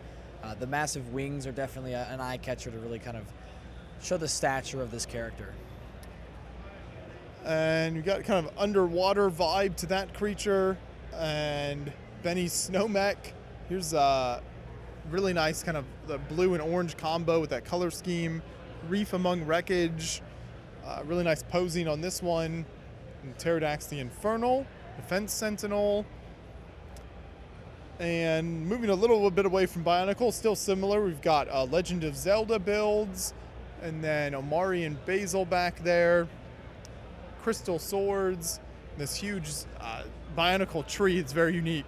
Very unique, even using the, I guess it's the old Lego like container piece for this kind of hanging elevator, if you will, here, but utilizing the Technic pieces and the Bionicle pieces to create the trunk of the tree and the Bionicle feet for the foliage up there. And then the shade under there, and here's kind of scorpion creatures, Christmas tree, Dreamcatcher peacock, and it looks like a series of, these are all kind of peacock-related builds here, all by the same builder, which is interesting, kind of on the same idea. And continuing with the peacocks as we go around the corner. And finishing out with a dinosaur. Does not appear to be Lego. I don't think it is Lego, but I don't think that Stormtrooper is going to have a fun time. And then I think this section over here, I believe, is our last, unless I'm mistaken, Caden. You can tell me if I missed anything, but I think we've hit everything else now. I think John is pointing out in the very back with the saxophone there. We have not yet, so we'll head there next after this, so we don't want to miss that. Some more, obviously, large-scale kind of bionicle creatures. The shadowed one looks like it's got a tail, and then using that large spear to help stand it up. The motorcycle here. And this little guy, the Noric. It's interesting to see the Jack Stone figures sometimes a place. They kind of help provide a little bit of scale next to some of these builds. Like this guy with the water elements. And then here's some medieval and going into really well lit kind of large scale vehicles. Land Rover Defender with the trailer and Toy Story. So we have all the Toy Story minifigures as they are with a kind of upscaled Andy to basically build out his room at almost maxi scale with the photograph from outside the window as well, but really playing into the world of Toy Story, utilizing the CMFs and the set minifigures to, be the toy scale, and then building up the Andy figure there to really play into the story. The Dexter kill room next to that with Sandman and Monsters Inc. characters, the Up House. Really impressive. The amount of balloons there was crazy. I'd be interested to know how those are all mounted to it, but the way he has it almost floating on a water pitcher there, very nice parts usage as well, with Doug floating down below on the water hose there. And then the Shire is next to that. All of these I think are by Crispy Bricks. And around the corner is we got Snow White and the Seven Dwarves. These are Disney mechs. We've seen these, I think, a number of times. So it's kind of an ongoing series where the builder does a mech for a Disney princess or villain. And then kind of finishing out this section, this is Ian and Sage, who just recently became the Masters of LEGO Masters Season 5, the champions. So Ian's work has been incredible over the years. I think his newest build here is Flash from Zootopia, but all of these are great. Yeah, some super great builds here. VeggieTales, Bob and Larry, the zoomed in Lego bricks under the microscope to tell you why they hurt so much when you step on them is very nice. And then obviously the classic with the Wii remote through the TV screen when you get mad playing Wii Sports. And some really nice biblical scenes in here, and then the floating lanterns from Tangled, Ratatouille, and then houseplants, and if you give a mouse a cookie. So we will now make our way back this direction. So there is kind of another series of builds that was hidden behind the banner here, but our sharp-eyed producer John made sure we did not miss these over here. You can see all of the vendors, so Brick Mania, Atlanta Brick Co., Brick University, tons of amazing vendors selling kind of every imaginable third-party element and Lego-related merch. So starting right off the bat, we've got a Christmas scene with Can You Find All the Santas? And just kind of all the classic elements of a winter village in here, which is super fun. A little farmhouse, and then presenting the Heiress. I love the windows in there. Yeah, those are beautiful the way they've all built up with the Translite blue studs, and even how the landscape and how they have the floor there kind of tapered down towards the edge of the use of the cheese slopes. But it's a very interesting curvature and textures there. Next to a very interesting character using a lot of the Afro Lego pieces to create an Afro bigger than that. Next to a massive saxophone with the music notes coming out of it. The gold elements there are incredible. And then we've got Party in the Red Sea and a synagogue. Kind of going full circle to the beginning of this tour with all the fire trucks once again. So we've got some more fire trucks. Looks like some of the Bricklink designer sets in here. And yeah, the Bricklink designer program. Little labor and delivery unit. And then another train layout. This one kind of more nature, so not so much city with this one. Yeah, definitely more naturey, but as we kind of come around the corner too, they play very much down to the floor. So they have this huge canyon that really kind of has all these different features where the massive dam in the back kind of leads down into this massive water feature, which is super awesome, especially again, as we mentioned, like having this awesome bridge to watch the trains go over, but also for the smaller kids during the public hours to really be able to interact with the build. And then we've got the mountain here, so you've got more great train tunnels here. And finishing out with, looks like kind of a dog park. So that now, I believe, does officially finish out all of the builds here at BrickFair Chantilly 2025. Caden, as always, it has been a great pleasure doing this tour with you. I don't know how long we've ended up here, 3 hours or something like that, but really incredible amount of displays. So everyone comment down below your favorite display from this tour and why it is Caden's Hacksaw Ridge. And definitely make sure to correct us on all of our pop culture misreferences. I'm sure there were 100 of them that you can count. But as always, I very much appreciate doing this. This is my chance to get around and look to everything, especially since I'm spending a lot of the show working. But I appreciate it. Yeah, keep up the great work, both with your builds and in the community here. And thank you, everyone, for watching. We'll see you soon with another show tour.